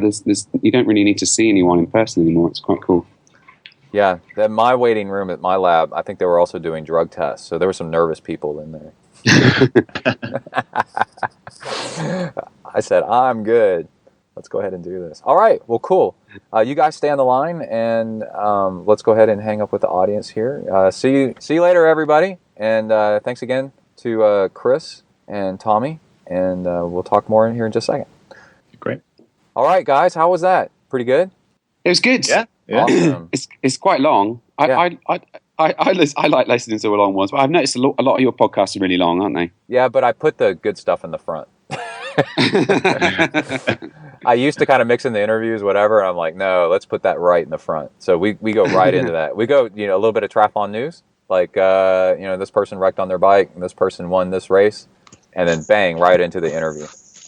So yeah, I'm very interested to know what kind of response you get from it. Like whether some people, I don't know whether I only speak to the people who are really interested in their health, or whether there are more people out there and they just haven't realised they're really interested in their health yet. Or whether people are going to be really turned off about the idea, listening to someone talk about fasting insulin. Oh, I think they are. My audience is people that are very introspective, so they want to listen to intelligent people talk about what actually matters in life, and this defines it right here. I noticed one thing we forgot to talk about was your vitamin D. Oh yeah, I realised that as well. Yeah, we can do that in the future whenever people. Okay. I guess there's already a lot of information there. So yeah. So, Chris, what do you want to do with me? Should I take another test in so many months, or what? What do I do? Yeah, I mean, if you're up for it, if you want to make the changes, like go grain free and do this experiment, then I'm more than willing to provide the blood work at the end of it to see what changes you've made. I'm in. But I mean, it's predictable though. I would say, like, especially the adrenal stress profile saliva tests. Sometimes. Like when people do them and they find out they've got low cortisol, they're like, okay, I need to make some changes. And usually they make them and sometimes they don't. And they come back to me a year later and say, you know what, I still don't feel that good. Can you do that saliva test again? And we do it and it's no different. Like, like if you haven't done the experiment, there's no point in doing the test at the end. Do you know what I mean? We show the same thing. You were talking about... If you have done the experiment and you have made some changes, then it's absolutely worth doing the test again to see what you've done. And I'm you were talking about the motivational thing. I'm very much somebody that's motivated by hard numbers.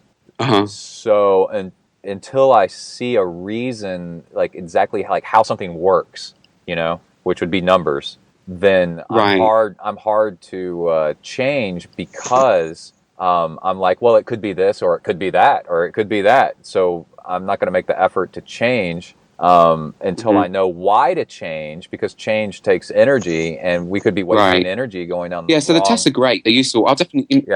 Right. Yeah, we could be wasting energy going down the wrong path because there's so much stuff out there. Oh, you need to do this, and you do it, and then you find out that doesn't mean anything, And so hard numbers, like a test result, are really motivating to me. Like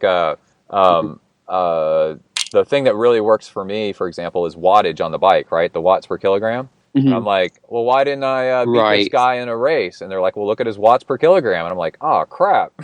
It's really straightforward in triathlon. You can't do that on a mountain bike. It's like watts per kilo is like one leg of a stool, it's not the same. True. Whereas in triathlon, it really is. Like you put out that many watts per kilo. And I'm like, well, just do what it takes to increase your watts per kilogram. And then you'll be faster on the bike. And then I can then I know what I'm doing, right? And then when I have a path in front of me, I attack it, like when I know what actually works. I'm so single focused when I know something can actually make a difference. So that's why this test is fantastic. I feel but pay attention to the qualitative stuff too as well, like how you feel throughout the course of the day. Like I think your digestion is probably pretty messed up, and you'll notice an improvement in it when you remove all the grains, all the gluten completely. And you may not be aware of the change until it happens, if that makes sense. It's like the symptoms were conspicuous in their absence. Right.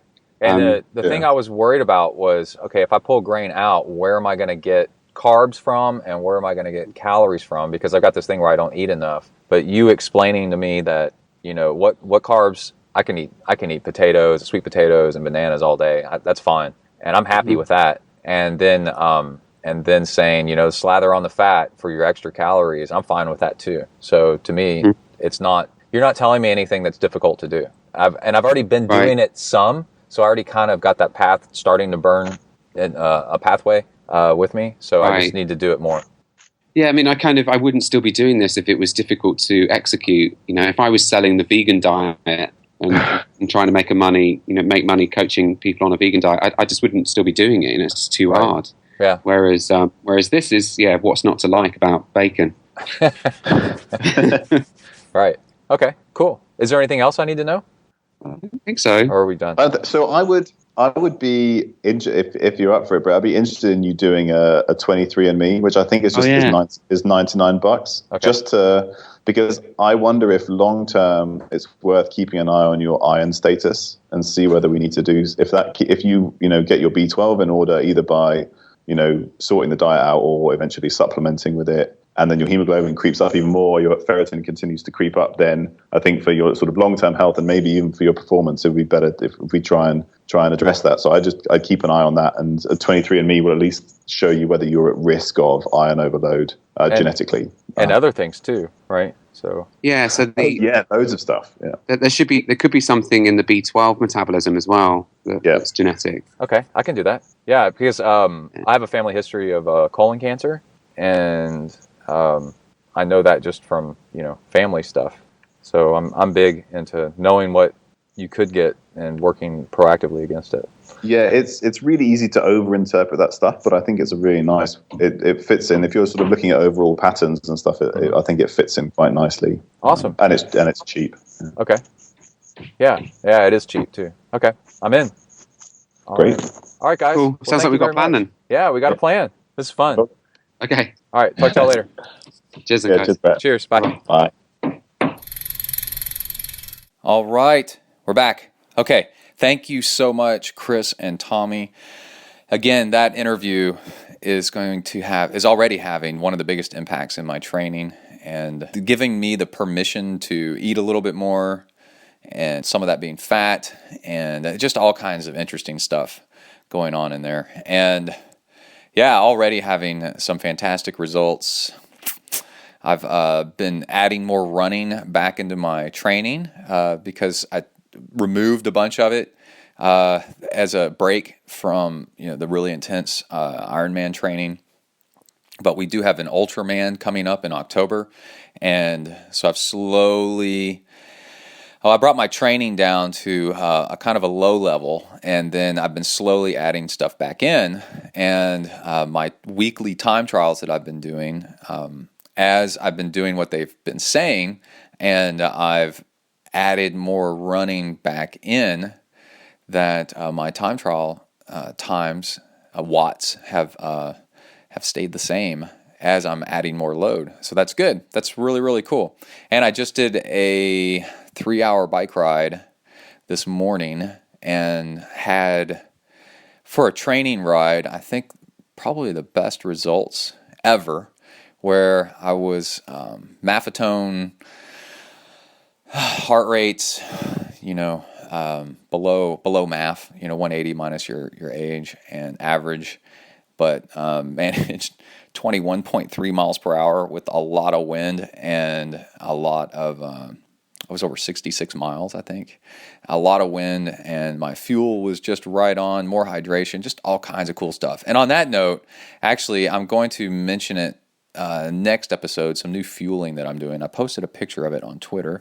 And definitely follow me on Twitter, ZenTriathlon on Twitter, because I'm constantly posting pictures of what I'm doing and how I'm doing it to help you guys out.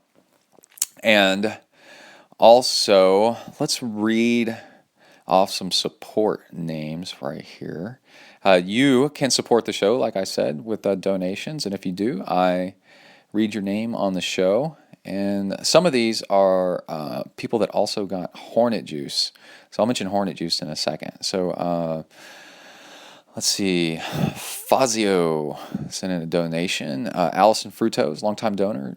Same with Todd Endicott, Peter Salzin, Matthew Frois, Alexander Bromage, Jessica Woodruff, Dan Machia, or Machia, however he wants to say it. It's up to him. It's his last name.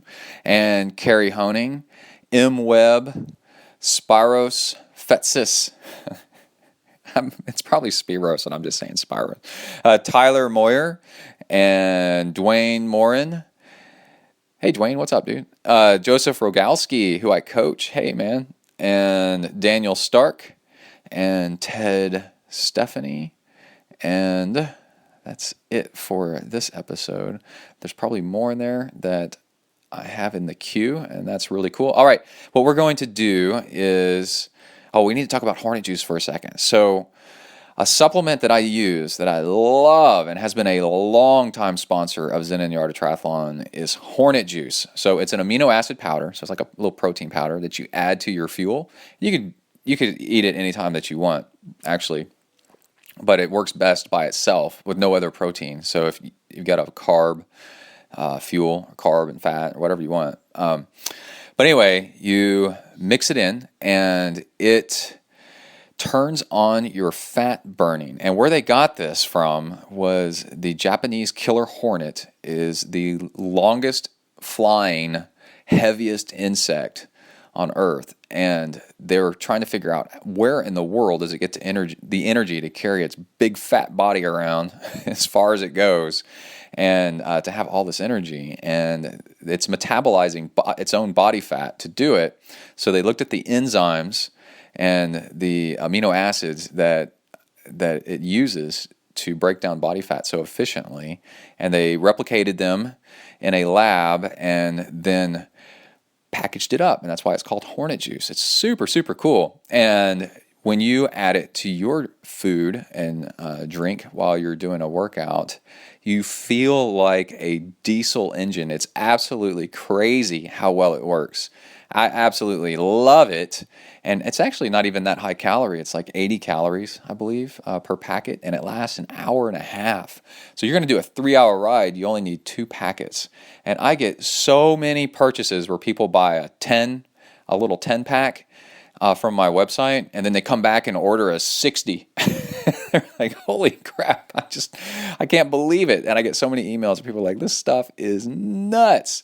It's so good. So the cool thing is that if you get some from my website, first thing I do is I set the price just a little bit below the suggested retail that Hornet Juice says. And then, because I feel like stuff's too expensive out there already, so I set it just a little bit below suggested retail, because I'm on your side and I'm trying to afford all this stuff too. And then when you get it, a little bit of the money goes back to Zen and the Art of Triathlon and supports all the costs that this podcast, this beast makes, and you get something cool like awesome workouts and better fat metabolism, and I get something cool, which is your support, and then together we both get something, and it works out fantastically. And you get to show your friends your package that comes from New Zealand, which is neat, and this crazy powder that's in there that actually works. It is amazing. It's super, super cool. Okay,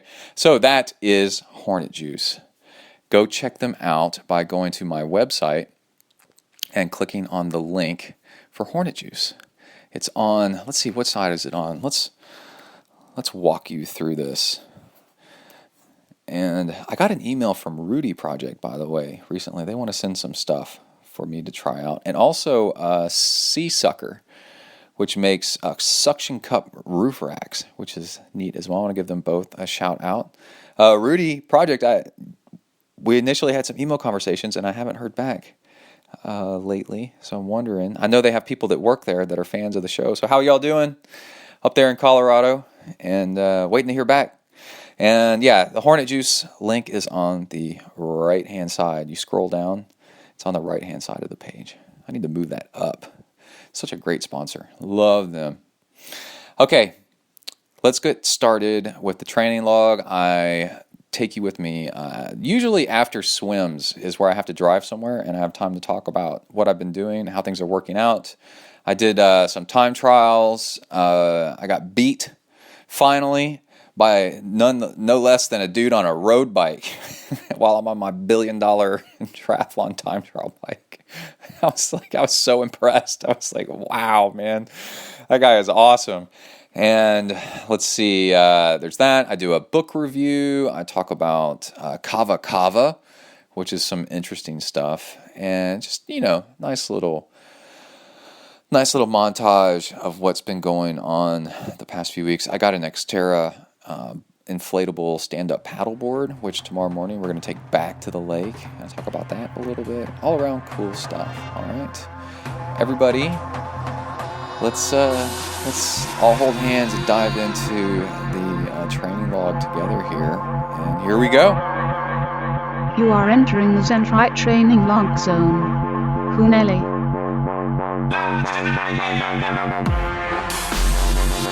Hi everybody, my name is Brett. I'm a triathlete. I decided it's time I got some friends more suited to my status. But Joe, we've been friends for years. Hey, we all make mistakes. Come on, dudes, let's go exercise! Exercise! Yeah! I'm gonna do sit-ups till I poop myself! All right, welcome to another training log. Start date, Wednesday, the 24th of June. Whew, nice little swim, of course, and also a swim thinking a lot about Jamie Patrick swimming the long swim, one of the islands of Bermuda. He's traversing 78 miles open water in the ocean with sharks and such, and it might become the longest documented open water swim done by English Channel rules if he succeeds. And they've already had drama. He's about half a day into it by now, 3/4 of a day. This is the kind of stuff that happens when you try to do big stuff, and when you try to do anything really, and you have to just stay cool. They got the boat, the catamaran, all set up, support boat, everything's going to be great. And then they went and got food, and they've been planning this for months, and then at the very last minute, when they go and put the supplies in the refrigerator of the boat, open up the fridge that apparently nobody's opened up before, and it's full of rotten food and flies and all kinds of stuff. So there's a couple hours of downtime, of delay, while they try to clean that crap out. And it's just, ugh. And then at some point during the night, one of the worst things that can happen to your boat is they call it on a boat, they call it a sheet or a line. They don't call it a rope, but we'll call it a rope. Apparently it was just dangling overboard and got tangled up in the propeller of the catamaran, this big ocean-going boat. And I'm sure somebody had to go underwater and unwrap that mess, which is dangerous and suboptimal, as Chrissy Wellington would say. And yeah, that's the kind of crap that happens. And you can imagine when you start getting low on blood sugar and tired, and you're in the water, and your crew is fiddling with yet another stupid thing that happens, how the athlete can be like, "Hey, god damn it, get your shit together, people, come on," like that. And that's when stuff, you start yelling at them, they start yelling at you, and other issues start popping up, and things start getting ugly, and that's when things get really difficult. And you have to just remain cool and be cool. So anyway, I was swimming this morning and thinking about all the challenges that imposes. It is so much more than just the swim itself. The logistics and everything running as smoothly as possible is the underscored word. As possible is the goal. It's really cool. So that was nice swimming this morning, thinking about him. Also listening to the Tioga Wellness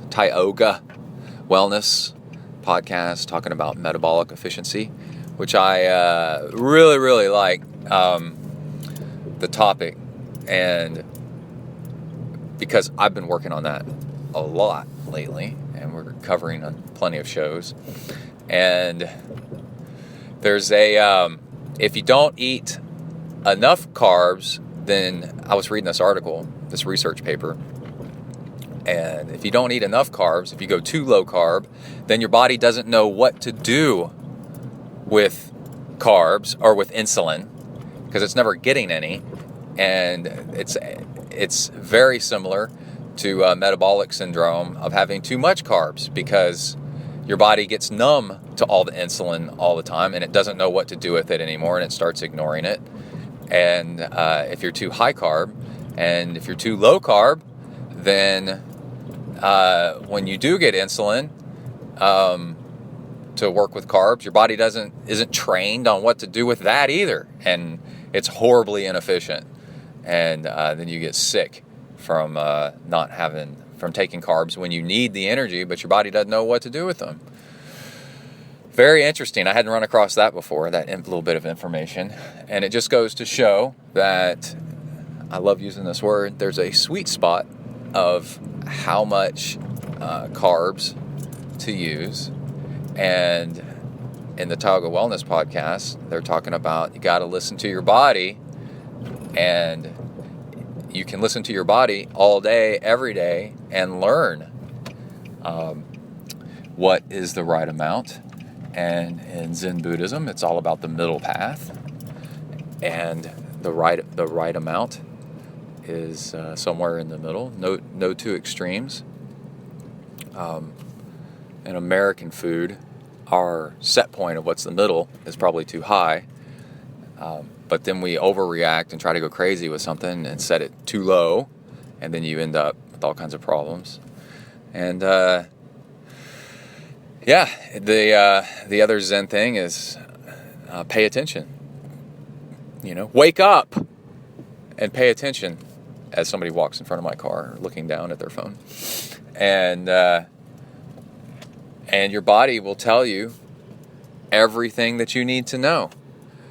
But we're so distracted with commercials and entertain me, validate me, entertain me, looking at other people's stuff on Facebook all the time, thinking about what other people think about me, then you can't focus on what's actually going on with yourself. You can't hear yourself. And that's a big point of meditation, is to sit down and listen to what yourself is saying. And that's why they call it moving meditation. Your bikes and your runs and your swims is an awesome opportunity to turn everything off and be quiet and listen to what you're saying. Because when you turn everything off and listen to what you're saying, what your body's saying, what your mind's saying, those are the things that you need to take care of. Not liking somebody else's post about popsicles and whatever they've eaten on their Facebook page. It's what you're doing. It's really all there right in front of you. It's pretty cool stuff. All right. Well, I need to head inside and go for a little bit of work, or I do need to go listen to other people. All right, out, bang.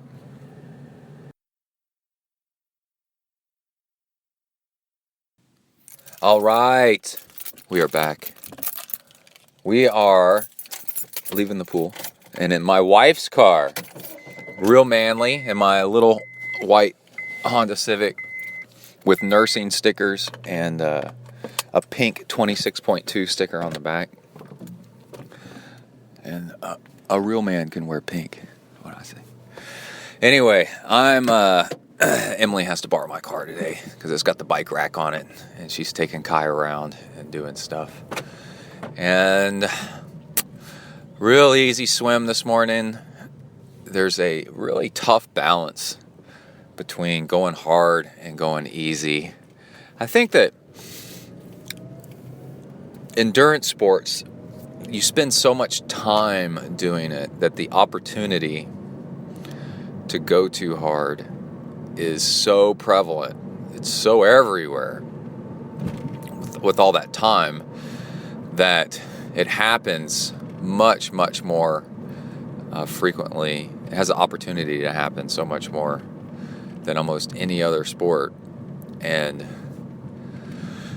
you have to proactively go easy and restrain yourself and cut back. So I've been doing a lot of hard interval stuff, and like I've mentioned a million times, having been overtrained before, which I kind of think, to know how to do something, you have to do it wrong. They call that wisdom. Mistakes are called experience. Experience is called wisdom. And I hear so many interviews with great coaches and great athletes, and it's more about what they've done wrong and now what they don't do that shapes them today and makes them worth listening to. But you wouldn't know how bad something is for you until you've actually tried it. And that's where you get a lot of people that are banging the pulpit on not to do something.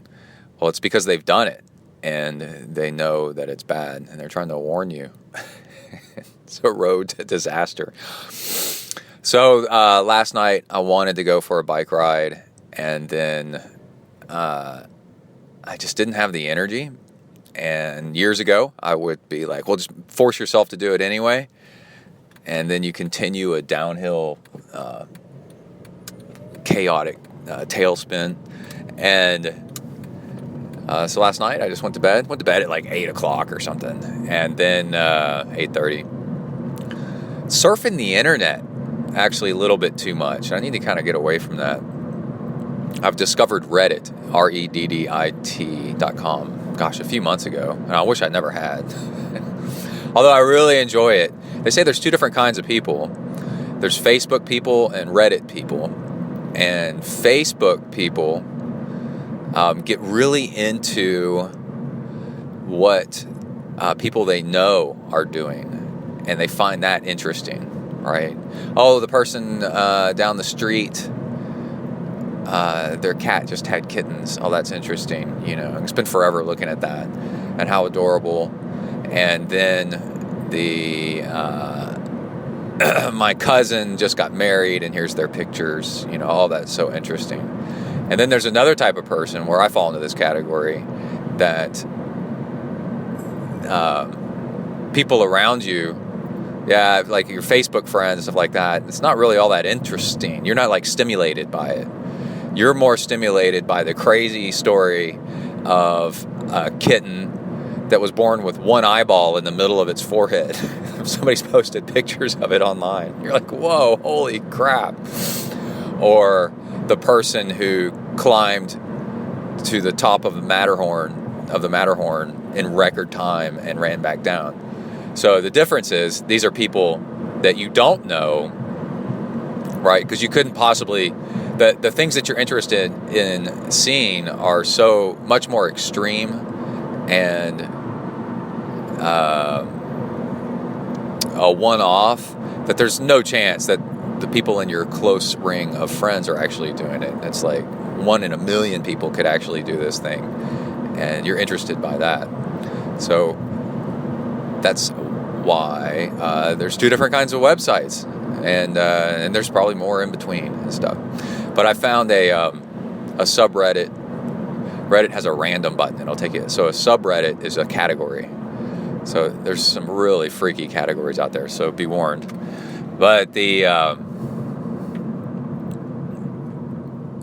was just thinking of one I saw the other night. There's many to stay away from. I mean, they're just absolutely obscene. But I found one on Zen and one on Triathlon, and I posted in both. But I found the one on Zen just to be. Hold on, I'm scratching. I got chlorine itch. I found the one on Zen just to be just gibberish. There's this thing called the stink of Zen. And it's where you talk about Zen so much and everything that it just gets annoying, and you think you know everything, and you don't. And people just kind of roll their eyes. So it'd be also like the stink of triathlon. You know, the triathlete, they just can't stop talking about himself and triathlon and all that stuff.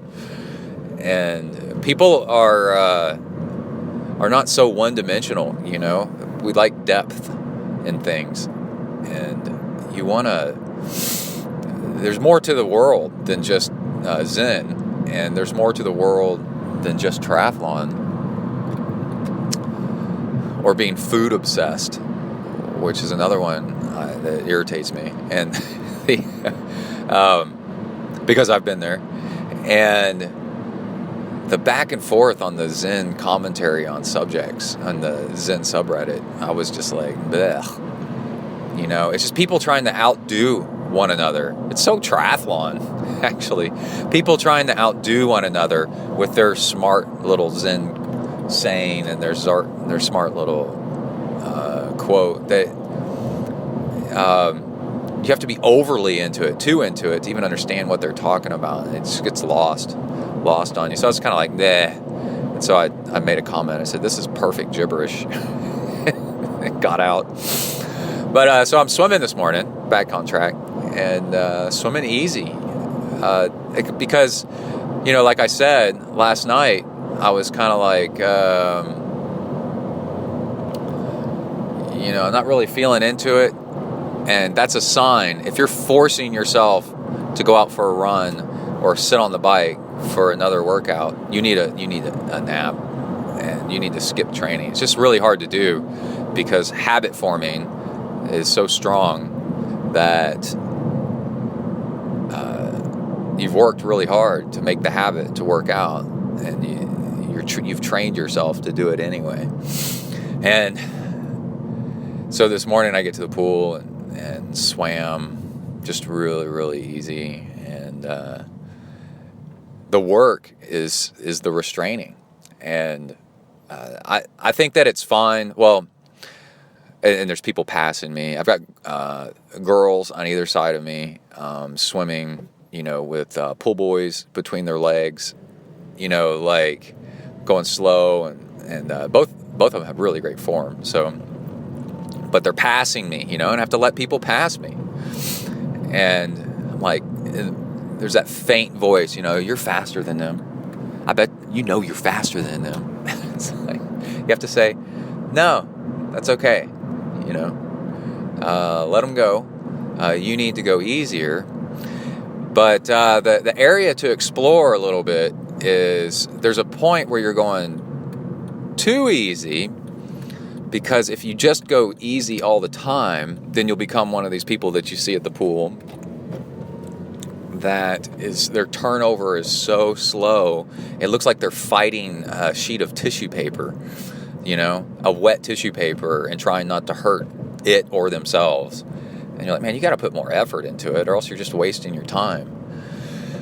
And that's where the struggle is, because if you're going to go easy enough where the correct amount of easy, well, then it's a lot more time, and then a lot more time becomes a conflict with your time working out versus your time. You need to commit to your job and your family. And because, you can get awesome going easy all the time. Well, now you're talking, then to be awesome, you got to be 20 hours a week. It's like, who's got time for that? That 20 hours a week stuff, for real, in the real world.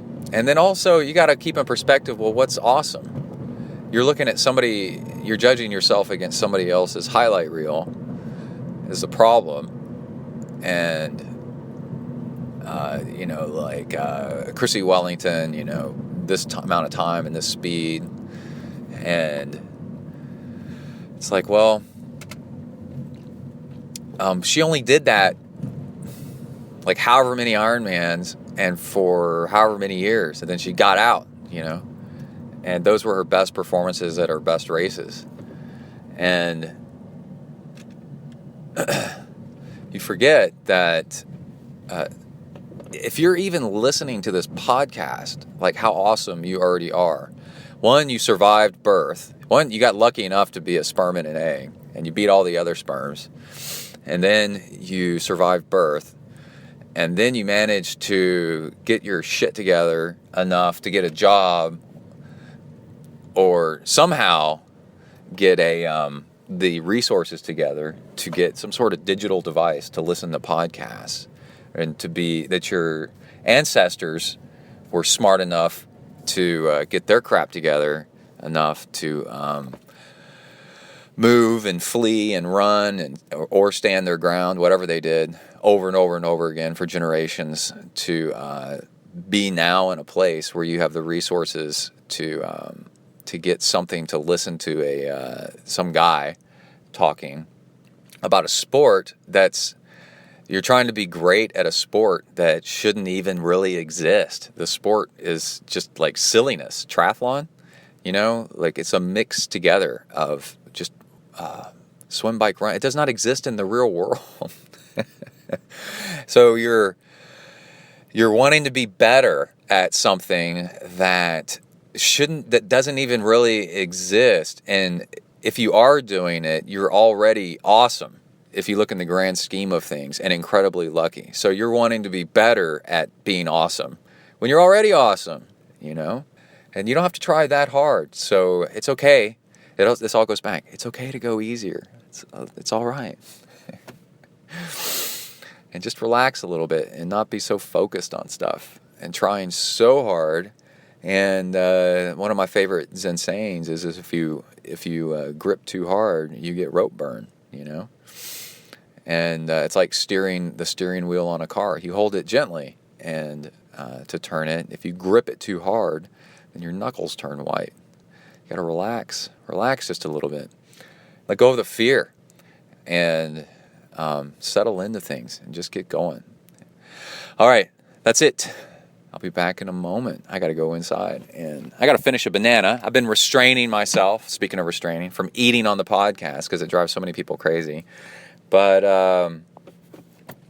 for breakfast before my swim, I had a little bit of muesli and with whole milk, regular cow's milk, and a watered down Gatorade during my swim. And then after I got out of the swim and got into the car, and before I started recording, I've got this huge banana, and I ate about half of it. And then I'll eat the other half when we get off the mic. And then it's breakfast day at work, where people bring in breakfast, and I'm going to pick at that and kind of see what's there. And I've got guacamole in my refrigerator at work. So if it's eggs, I'm going to put some guacamole on there to up my calories, get a little bit of fat on there, and I think we'll be good. All right, be back in a minute. Bang. All right. Hello, everybody. We are leaving the pool, and I'm listening to an audiobook that I'm highly recommending. I know what to do, so why can't I do it, or why don't I do it? Well, if I open it up, it may mess up this recording. But anyways, I know what to do, so why don't I do it? And it's a nice and long audiobook, and it is a scientific and pragmatic perspective and neurological perspective on doing stuff, getting stuff done, and being productive, but also with health and nutrition and how your body works. And it's written by, I believe, a neurologist, and it's an audiobook that's also on audible.com. And it is fantastic because the author also happens to be an endurance athlete, and he offhandedly mentions Ironman and ultra running, and he's a competitive long distance kayaker, which is really interesting stuff. Really, really cool. Highly recommend the book. I am loving it. 6% carbohydrate solution reduces cortisol in your system. Stuff like that. It is amazing. Anyway, I went to the pool and took a little bit of kava before my swim, which is a relaxing, legal drug. You can just buy it in pills or whatever. You just drink it. It's a ceremonial drink. It's a root. And the powdered root is a ceremonial drink in the Pacific Islands. And if you overdose on it, it makes you see crazy stuff. Of course, that's the way it is with a lot of stuff. You can kill yourself with just water if you wanted to.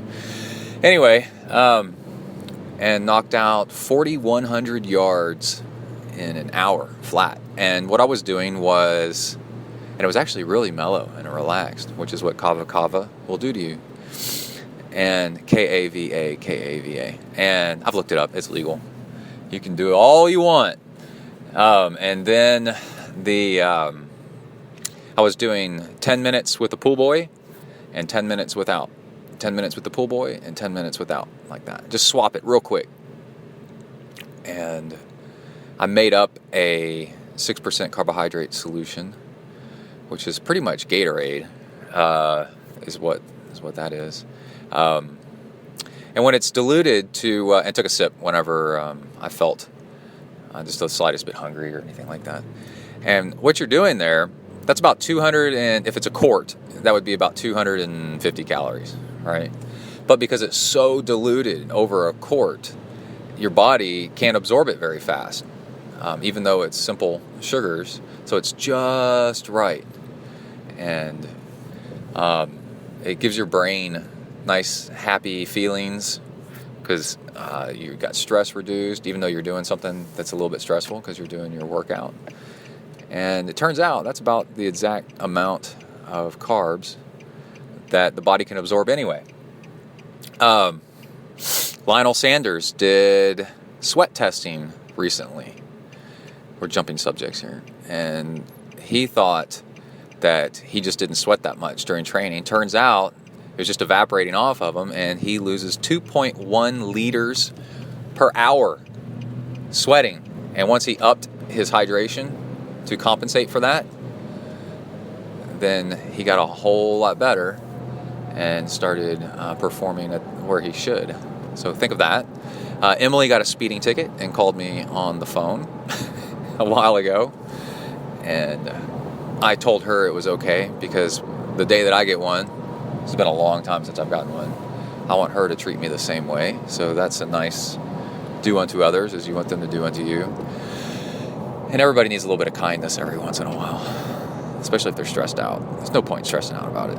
And let's say we had time trials the other night, and I got, let's see, what did I get? Oh, I won the time trials by like a minute and a half. And what's interesting is even though my time varies per race, watts is very, very predictable.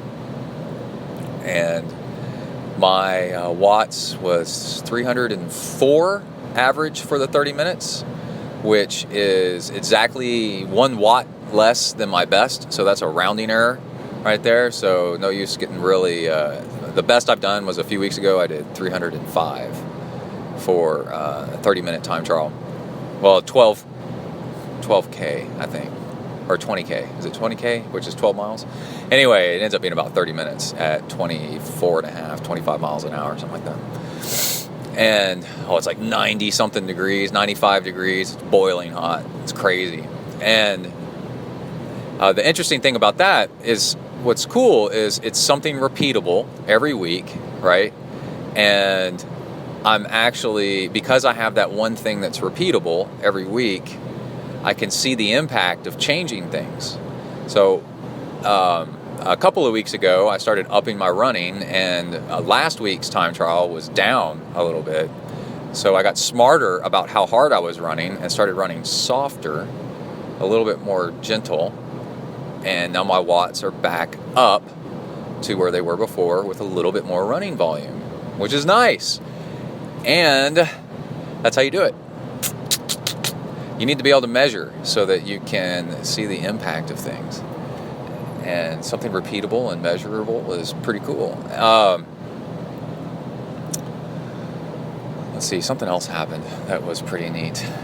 Took Kai, we got the Xterra paddleboard, and took that out. It's an inflatable paddleboard, and they make a 10-foot, maybe 10 and a half. I think it's 10 foot. And they also make a 12 and a half foot. And the 12 and a half foot paddles much, much faster and straighter than the 10 foot. So that was really, really cool. I'm hungry, so I need to drink something. We got a red light up here. Hold on a second. And I really like this paddleboard, so thank you, Xterra, for making they're not the only brand. Laird Hamilton has one. For making an inflatable paddleboard, and you get it half off if you wait around and look for ads. Eventually it'll show up at least half off. So I got it for around $650 or something like that. And the inflatable thing really works. It's nice. And it is plenty fast and plenty good. And when we were done with it, we rolled it back up, put it back in the car. And let me make sure this is recording. Yeah, there we go. My phone is all jacked up lately. I've got the worst phone ever made by Apple, it seems like. And the deflated it and rolled it up, put it in the car. No worrying about tying stuff down and all that crap. And oh man, it's really, really cool. I highly recommend it. And the only thing is that I don't like, there's two things that I don't like, is you have to be a little bit careful that you don't run over something like rebar sticking up out or rocks out of the bottom of wherever you're paddling. So I guess you would be a little bit concerned about that because it's an inflatable. And then I'm really tall, and I have a large wingspan on top of being tall. I have an extra couple inches there, and the paddle is just a little bit too short for me. But I'm at one end of the bell curve that most people aren't. So for that, useless arm length. Except it does come in handy swimming. I always surprise myself, like I'm just loping along and knock out really great yardage without seemingly trying that hard. And it has a lot to do with build. Some of us are better at better sports only by genetic luck of the draw, and long arms really help with swimming, I think. But there's lots of people that swim way better than I do that have shorter arms, so it's a mix of long arms and also training, because I think Jody Swallow would absolutely destroy me, and she's got short little arms like a T-Rex. Just kidding. She's got fantastic arms. And let's see, I need to check the speed limit here. We've got some sponsors we need to mention and talking about upcoming stuff. So, I'm messing up my cruise control here. You can tell the Kava Kava is nice because I'm just nice and mellow. It's pretty cool. Sound Probiotics. Very, very happy to have them on board. Rachel Joyce uses them, and Ben Hoffman uses them and uses it. And so it's just a pill that you take that has the food for the bacteria, healthy bacteria in your guts. And your guts, the bacteria in your guts, if you have the right ones, that is 70% of your immune system, at least. And it keeps you from getting sick. And I hardly ever get sick, and because I'm always trying to make sure I eat healthy stuff.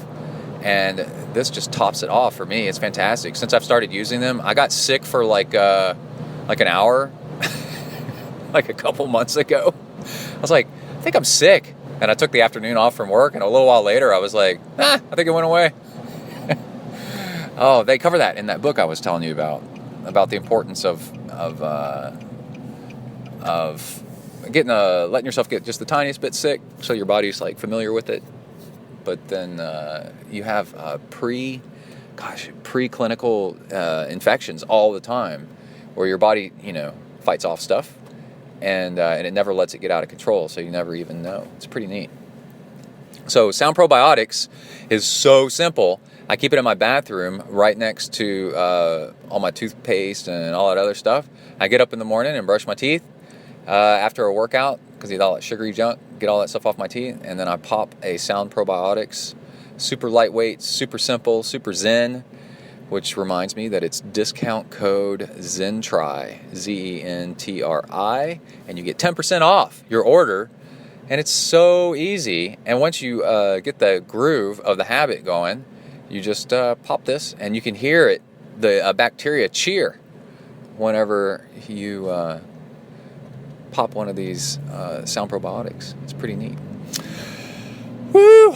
Okay. Let's see, what else have we done? Yeah, we went to the lake, we did some swimming. I got one last thing. I've been adding a little bit of run time to my running, and I'm having a little bit of a problem that I'm trying to figure out before things get too bad. A little bit of plantar fasciitis. I used to get plantar fasciitis under the arch of my foot, like in the middle of my foot, and that's not where this is happening. And so I was getting pain under my heel when I wake up in the morning, and I thought I knew what plantar fasciitis, where it affects me. So I was like, man, I hope I don't have some kind of bone spurs growing on the underside of my heels or something. I have to get surgery to get those knocked off. And everything I think about is, how is this going to affect my Ultraman that I'm doing? And I'm like, well, So finally I Googled, after, 2 weeks, of course, of symptoms, I Googled, pain under heel, and it's plantar fasciitis, actually. So that's a new place for me to get it, and we can talk about cures and all that other stuff some other show. But what I really want to talk about is what am I going to do? So what have I done, and what's making it better? Once I realized it was from running, probably you can also get it from cycling. That also, and this was about 5 days ago that I Googled it and saw it, what it was. I've had it really bad before, and I've been through the process of curing it. So I don't want to come across like I don't know, how to cure it. You cure it by not running, by not doing anything until the tendon area heals up and quits being irritated. You do not try to train through it, and maybe it'll go away. You need to change your behavior one way or the other. And so what I did was like, I'll scale back the effort a little bit, maybe run a little bit more gently and see if that helps. And it has so far. So we'll keep tabs on it and kind of see what it does and try to not let it impact things. And you start thinking about, well, what's new and what's different? So what's new and different is my cycling shoes. I've got newer cycling shoes. And the other thing that's new and different is this long run every Saturday or Sunday that I'm doing, that I'm adding a few minutes each time, and that could easily be doing it. Because now I'm up to, that's the last thing I wanted to talk about.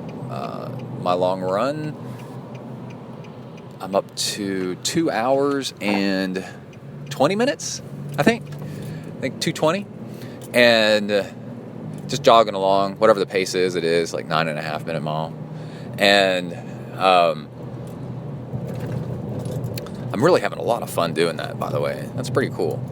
And I think I'm going to stop for a while at 2.5 hours, because that would be where I would stop for Ironman training.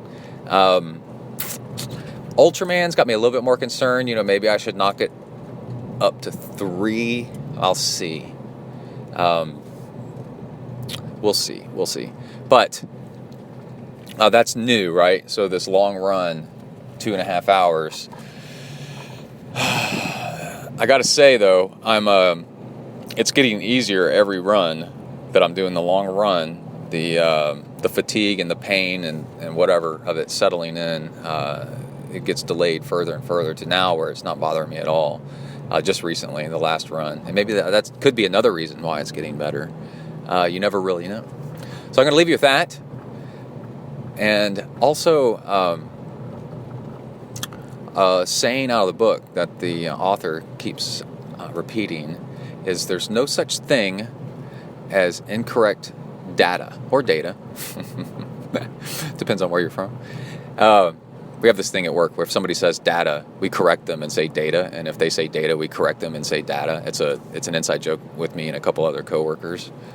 And then the person that you do it to, they'll nod their head and correct how they said it. And then the coworker and I just laugh and smile at each other. You can totally get people change how they say it, by telling them it's the opposite. And then when they say, well, how do you say it? You just shrug your shoulders and go, I don't know. Like that. It's kind of funny. Anyway, there's no such thing as incorrect data. There is only incorrect interpretation. So facts are facts. It's what you think the facts mean that are up for debate. It's pretty cool. Well, I should mention, we got Christine Lynch talking about nutrition with me on the next episode. We'll leave you with that. All right, everybody stay safe out there. Work the uphills, cruise the downhills, and keep the rubber side down. Out.